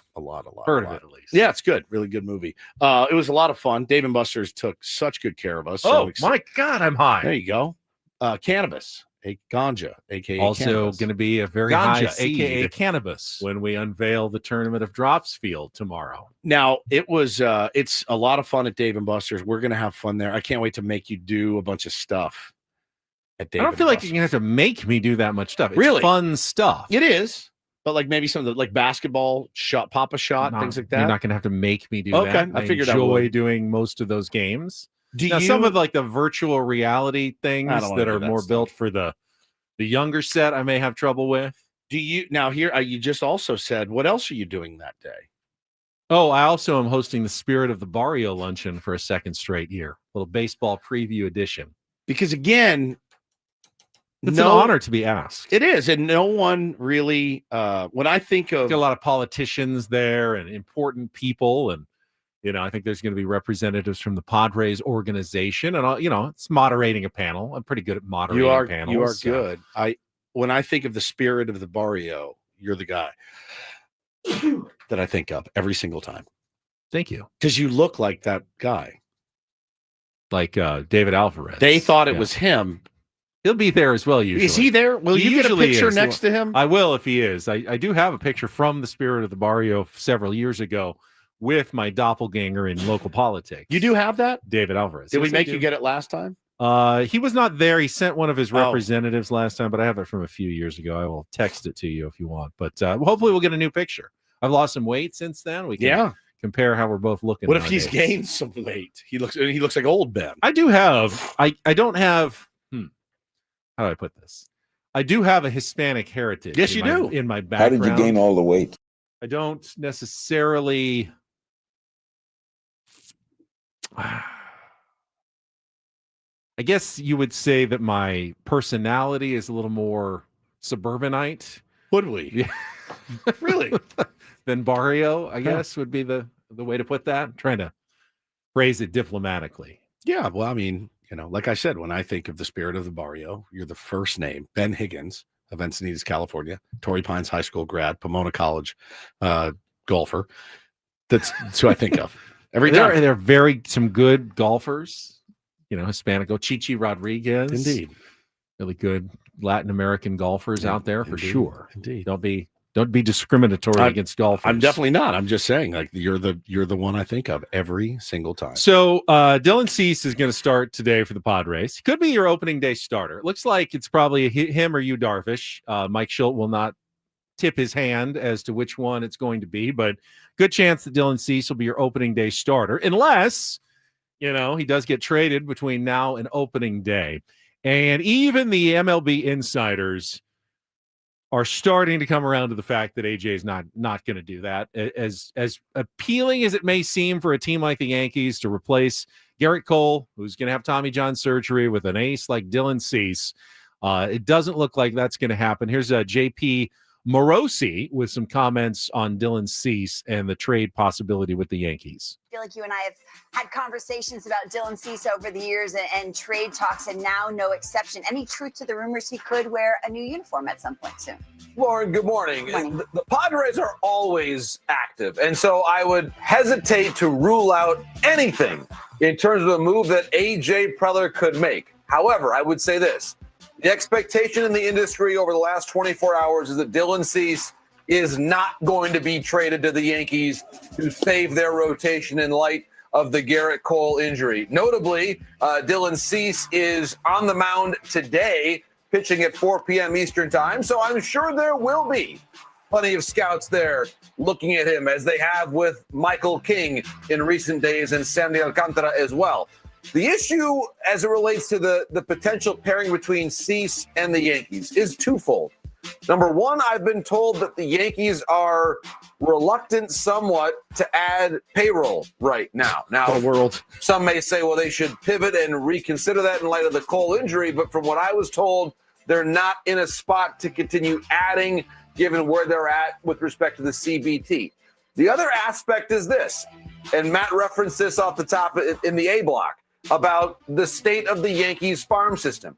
If you were going to acquire or have a Dylan Cease deal, you might theoretically ask for Jason Dominguez. Well, he's probably going to play every day in the major leagues, or at least he should this season. Or perhaps Will Warren. Well, at this moment in time, could the Yankees really afford to give up one major league ready pitcher to bring in someone else for 1 year, especially, Lauren, when you consider what is the status of Garrett Cole for 2026, which honestly we do not know at this stage. So while, yes, certainly I do wonder if the Yankees can tread water, Benny, with Rodon, Max Fried, Stroman, Clark Schmidt. I mean, that's not a bad four, right? Correct. That puts you right in kind of where the Padres are. Still looking for a fifth. Looking for a not five, a bad top four. But Will Warren, again, is a guy that emerged. And they will get Heel back at some point, you think. So it may be a couple months or more. But it's at least, I think, 2 months, which it's the oblique, I believe. If I'm not mistaken, it's oblique, which I don't know, man. Like, yeah, potentially. So you're kind of counting on that. But I think they can hang. It's not, it's not a Dylan Cease may not put them over the top, but certainly makes Yankee fans feel I don't think there was really any news from JP Morosi there that we didn't already know. Right. Other than the fact that AJ Preller is inside the heads of all the insiders. Oh, 100%. They don't know what to believe when it comes to AJ Preller and what he's going to do. And I love that. I absolutely love that about our general manager in San Diego, that even the people who are paid to know these things for a living, paid well, don't know what to expect from the Padres GM. He keeps everybody on their toes. Always. And honestly, that's probably the way you should be doing. Us too, obviously. That's probably the way you should be going about. You shouldn't telegraph everything you're doing as a general manager. The funny thing is what JP said is the reluctance to add payroll, right? And again, for the Yankees, it's an odd way to do business for that team that traditionally has said, "Oh, okay, well we're kind of we're up against it, losing Cole and Heel. The Yankees of old, Ben, would have said, okay, they would be on the phone with the dude in Miami and say, what do you want for Sandy? We'll give it to you. You want Spencer Jones? You want Will Warren? We trying to win World Series here. this kind of reserved approach by them, it's more Padres-esque than Yankees-esque of old, right? It is a different one, and I think it's driving Yankee fans crazy. I think my dad's going nuts, right now with this, because in the old days it would have been saying, we'll take Sandy, what do you want for him? And we'll get it done. I do feel like, and I said this with the Padres as well, sometimes it's better to wait on moves. Oh, sure. Until you really know what your needs are. And sometimes you don't know until June or July. Yeah. And then you figure them out, and then you feel more comfortable about giving up prospects to really address what your true shortcomings have been that season. And again, with those 4 guys that I just named, you still feel like you have a good chance to win ball games, right? You do. You with Rodon and Schmidt and Stroman and the other one that I just mentioned, Max Fried. Yeah, okay, we have 4 pretty good starting pitchers, if not great in some capacity. So yeah, we'll take our chances. Our bullpen is improved. We'll be okay. We can weather the storm of losing what essentially now is a 5th starter. All right, Garrett Cole's a 1, but Yeah. now at this point you could add somebody, but yeah, they'd be a 5th starter unless it's one of those premier guys. But you also don't want to mortgage your entire future for a 1-year rental in Dylan Cease. All right, we got our final timeout. Adam will give us some headlines. The Klug report coming up, including bad news for lots of San Diego travelers in his headlines. That is coming If I'm up. back in time. If he's back in time. Coming up next here on 97.3 The Fan. Gambling problem? Call 1-800-GAMBLER. GEGE000466. Right now, though, Woods and I want to tell you about our place to play cards in Chula Vista. It's 7 Mile Casino. First of all, it's easy to get to. Unlike many other card rooms in San Diego, which require a bit of a drive, especially treacherous roads on a day like this, you can skip all that, get on the well-paved 5 freeway, head south to Chula Vista, 7 minutes from downtown. You're pulling right into the parking lot on the west side of the 5 at 7 Mile Casino. That's exactly right, my friends. And I'm telling you, after a weekend in Vegas, a smoke-free environment is exactly what I'm looking for if I sit down to play some California-style blackjack. They'll take good care of you. They got good food. They got good drinks.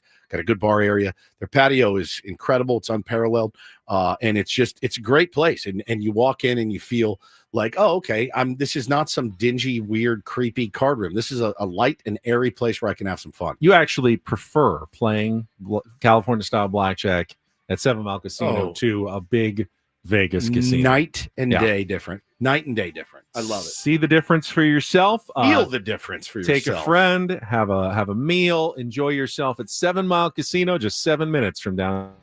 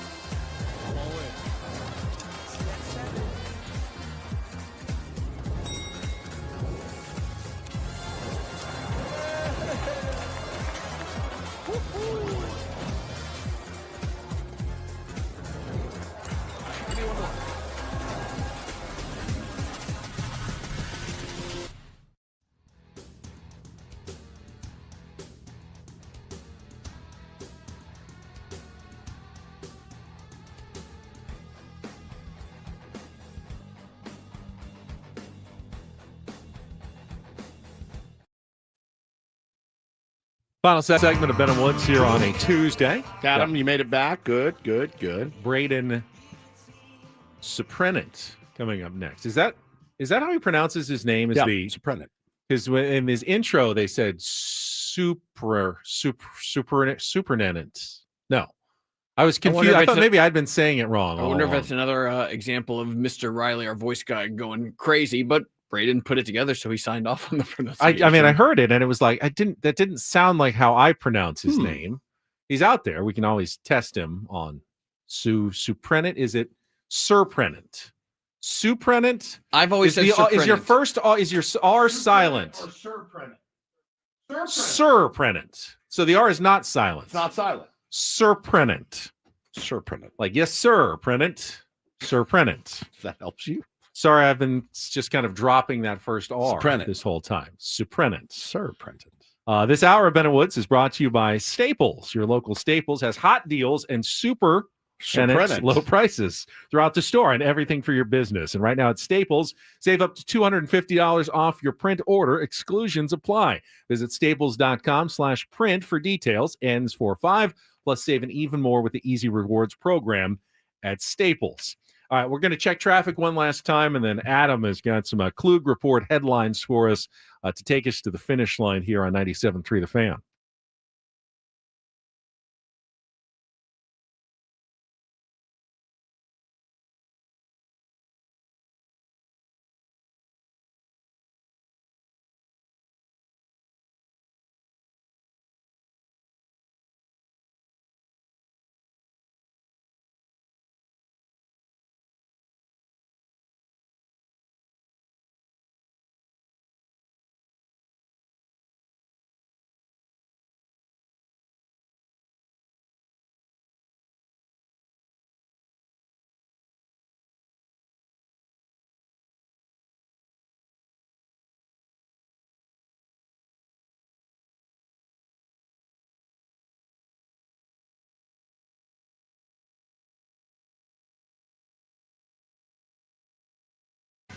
And get things started here with today's edition of the Klug Report. Now tuned into the greatest. Welcome to the Klug Report. Right. 2 stories from the world of sports that we haven't gotten to yet. Let's start off in Major League Baseball. And 1 story that you didn't know you needed. It's the Klug Report on 97.3 The Fan. Are you ready to bless the mood? I need some help, please. That was good. Adam, you ready for Paulie to come back tomorrow? Hold on, I need to go get some hot chocolate. More hot chocolate. Refill? Yeah, maybe go make yourself a s'more or something while we wait. It's roasting marshmallows in the kitchen. Roasting me. That's my favorite pastime, as you know.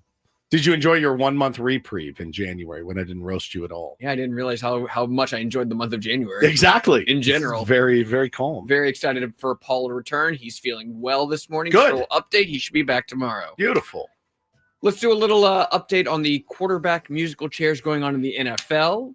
Free agent Daniel Jones has signed a 1-year, $14 million contract with the Indianapolis Colts. Do the Indianapolis Colts know that he's not good at football? Jones is not a good quarterback? Apparently not. He will be competition for former top 5 pick Anthony Richardson. Daniel Jones was deciding between returning to the Vikings and competing with J.J. McCarthy or going to Indy and elsewhere in the quarterback news. But hang on. I think about more Daniel Jones talk? Yeah, well, sometimes I lament not having a football team here. And then I think about Indianapolis and I think to myself, all right, we're good. I'm fine. If your team is in the Indianapolis Colts and you're like, what are our options? It's Anthony Richardson v. Danny Dimes. I don't really feel like covering the team this year. I'm good. Do we want to try and paint a rosy picture here? Last year, the Vikings went out and said they paid $10 million to Sam Darnold. And this time last year, Sam Darnold was viewed probably pretty similarly to how we view. So Daniel Jones should be $4 million better than Sam Darnold was last year. That guy has made a lot of money. So much money. Yeah. So much money in the NFL. Like I mean, millions. Zach Wilson millions. still has a job. Zach Wilson just got a new job. Yeah, Somebody tweeted yesterday. This was so good. Zach Wilson signed a 1-year deal with the Dolphins. Yeah. It was like was it like $4 million, something like that? It wasn't a ton of money, but they said, well, this actually makes a lot of sense. There's a lot of mid-40s moms down in Miami that will be perfect for Zach Wilson's got an affinity for the MILF. If only I were born with a howitzer on my right shoulder, huh? He can overthrow them with the best of them. Yeah, best of them. He can. A lot of reports going on around the Steelers and their quarterback situation. Reports that Aaron Rodgers is the favorite there. Justin Fields, their former quarterbacks with the Jets. That leaves Russell Wilson, who people are saying could go to the Giants, or a surprise contender, the Tennessee Titans, who have the number 1 pick in the draft as well. This is according to SNY's Connor Hughes. That league is It's also a report out of Cleveland that they should have a trade in place for Kirk Cousins by the end of the week. There's a lot of talking about a lot of money. He's earned upwards of $400 million in his career. Is Will Levis still the starter in Tennessee? I That's not all that I guess it inspiring depends either. on if they draft a quarterback number 1. Yeah. Or maybe go with a bridge guy, trade for a veteran, maybe keep Bridgewater, Levis. perhaps. He did come back last year. He did. He's wasn't he coach in high school football? Yeah, He came yeah. back. Yeah. The retread NFL quarterback bit never ceases to amaze me. I couldn't it imagine. never ceases. I To. couldn't And coaching and quarterbacks is just priceless in the NFL. Priceless. I couldn't imagine sitting in my office and being like, you know what? I'm going to pay Daniel Jones $14 million to come in here and either be our backup, which means he wouldn't earn the money. Right. Or $14 million for a backup is insane. Or be our starter. Or be our and starter. what's the point? Oh yeah, I'm gonna give you $100. Take it or leave it. We'll let you compete. It's insane. Go ahead. Let's take a little trip into the over-Otanification of sports and pop culture. Shohei Ohtani will be included in the new Fortnite. Okay. Just in time for the Dodgers-Cubs series in Japan. I'm showing pictures on our YouTube stream. There'll be these Lego outfits. There's Shohei Ohtani in his Dodgers uniform with a backwards hat. And we've got the samurai outfit there with Shohei Ohtani. And, of course, his dog, Decoy. Did see a clip going around yesterday on foul territory or between the lines or the foul pole or whatever it was inside the dugout, in the bleachers, bleacher bumps. I did see it was Freddie Freeman. They were interviewing him. Did you see this? And they talked about how they recruited Roki Sasaki. And he said, well, we brought Decoy with us. We knew what we were doing. And I vomited into my shirt. And I had to change my shirt because I went, because I can promise you that Roki Sasaki was not swayed one single solitary bit by his stupid dog Decoy. I do apologize to all dogs out there. I don't mean to offend you. But Freddie's his goober laugh. We knew what we were doing. We brought Decoy with us, and that helped us close the deal for Roki Sasaki. Okay? I'm over it. Over all of it. What's the big difference between Mike Trout and Shohei Ohtani? What do you mean? Well, I mean, Ohtani is the two-way player, but neither of them really have personalities that you can speak of. Why has Shohei Ohtani become a giant star when Mike Trout never really was? They both started in Anaheim. It's the two-way thing. But he didn't even play two-way last But year. that's what made him a superstar when it happened a couple it years made him ago. interesting, but I feel like to be a Fortnite character, you kind of should be have more of a personality. I mean, yeah, I mean, look, there's not much of a. Guess he won a World Series last year. That Who's the biggest personality in baseball right now? Ooh, good question. Biggest personality in baseball. I think it's still Tommy Pham. If you're going to ask me, he told That's a you answer. He told a Yankee fan the other day, "I bet you got a little D." And he yelled it out at a spring training game. It's a good question. Toddy's a big one. Yeah, I mean, Soto's a big one. Joey Votto was big. He was retired. I feel like Bryce Harper had a pretty big personality earlier in his career. Not as much anymore. Baseball's the sport that tries to stomp out everybody's personality. They did before, and maybe part. they've realized the error of their ways a little bit with Blake Snell. When you had a Mike Trout, when you had a Mike Trout who really didn't want that attention, he just wanted to play ball. But maybe they realized the error of their ways, and he's a Dodger, and featuring his dog on the MLB Twitter every day, and it's like, all right, cool, you have a dog. So is it this simple? Civil Luth says Trout plays for the Angels. Ohtani didn't get as much attention until moving to the Dodgers. Had Mike Trout played for the Dodgers, moved to the Dodgers, or the Yankees, would he have been have Fortnite skins and Lego characters, and everyone be reporting on every move that he makes, or would he still just be I do think kind of it's under the radar Mike Trout? I think it's the two-way. I really do. Did I tell you guys about the pickle that I got into? I won't wear New Balance cleats anymore, right? Because Shohei endorses them. So I stand on the leg there. So I went out and bought some Trouts, and they might be the most uncomfortable pair of spikes I've ever had in my entire life. I'm considering playing adult ball as Shoeless Joe Woodsy because they're the worst. Just have to break them in a little bit more. Maybe that's why he can't stay healthy. Maybe. Great idea. Maybe you start with and I'll tell you what, putting your feet into some New Balance baseball spike, nobody does it better. And I mean, nobody does it better. I walked into Dick's and I went, oh my God, look at all these options for Are you New making Balance. a pointless stand? Don't they have other endorsers other than Shohei Ohtani? I don't know. I don't know. New Balance must have other baseball clients, right? You don't have to buy Ohtani New Balance. No, I didn't buy Ohtani, but if he's repping them, I'm out. You're totally out. I'm out. What if is there no Padre that wears New Balances? Can't you just does that go to all New Balance products or just cleats? Just cleats. Okay. Well, I don't wear any other. I don't jog, as you know. So I don't wear New Balance. This show has a very staunch anti. We are an anti. Policy. I watched a. This was so genius. I should have brought the audio. Maybe I will. Trevor May. We've had him on the show. He's an old pitcher, and he retired, and he does this really good, informative podcast. He talks a lot about pitching, and they asked him hey, so when you go from team to team, do you have to assimilate to their off-season training program? How does that work? He goes, oh yeah. He goes, and let me tell you. He goes, me trying to tell the Oakland A's, by the way, guys, I don't run. And they're like, no, you're going to run here. And he goes, I don't run. I'm telling you right now, I don't run. I don't jog. I don't sprint. I do not run. And they said, okay. And I realized you were like that in New York or wherever else you played. Here in Oakland, you will run. And he goes, I do not run. I will never run. You'll never get me to run. And she said it took him 3 months to convince them that he's not some load playing video games. Did he win? Yeah, he won. He eventually didn't have to run. He eventually told imagine him if he came to the Padres and said, I don't want to do Camp 44. Right. I don't want to do Camp 44. Right. Yeah. I think you kind of have to assimilate. I agree with you, but he said it wrecks my body. And I know my body. I've been doing this a long time.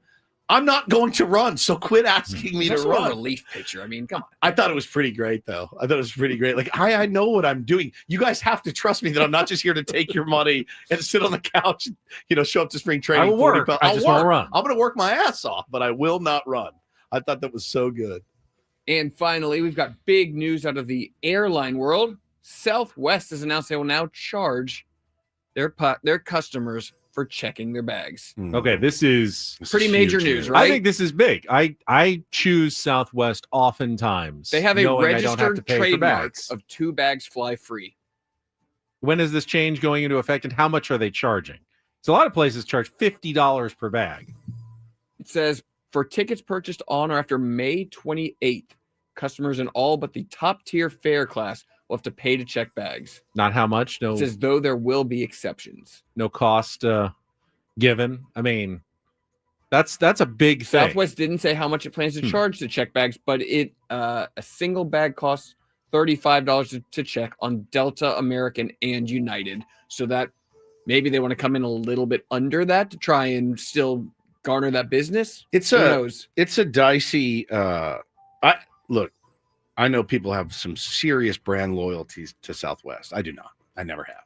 I've never. They're getting rid of the A, B, C boarding pass they system are too. Yep. They're going to go to assigned seats. Now that makes me more likely to fly. Charging out. For bags. I mean, they're just turning into a regular airline. What is the flight attendants not going to tell bad jokes anymore too? And stuff. I've never been. Is that really just a Southwest thing? That was all airlines. It's mostly Southwest. I've never been a big Southwest fan. Never ever. Never liked it. You didn't grow up here though. It's really mostly my only option to fly. Is that right? Places. Oh, where'd they start out of? Southwest. They started out of Texas. Phoenix, maybe. Phoenix, down there. I mean, I grew up with it as well. We're a hub though here for Southwest. Yeah, I mean, fair. entire terminal worth of Southwest. I mean, look, but you won't fly you're not flying like Spirit and stuff, No. right? No. But I will do Southwest. Okay. I feel like that's my baseline. That's the baseline. My solid bus. What in about the Frontier? Sky. I don't know about Frontier either. Well, get ready to Adam, pick your thank you bags. very much. Thanks, Thank you Kluger. for filling in the last couple of days. Excellent work. We do expect Paul Randall's return tomorrow to the program. Tier 1s, thanks for your participation and support as always. Braden is coming up next for Woodsy. I'm Ben. Have a great rest of your Tuesday from all of us here at San Diego's #1 sports station, 97.3 The Fan. So long, everybody.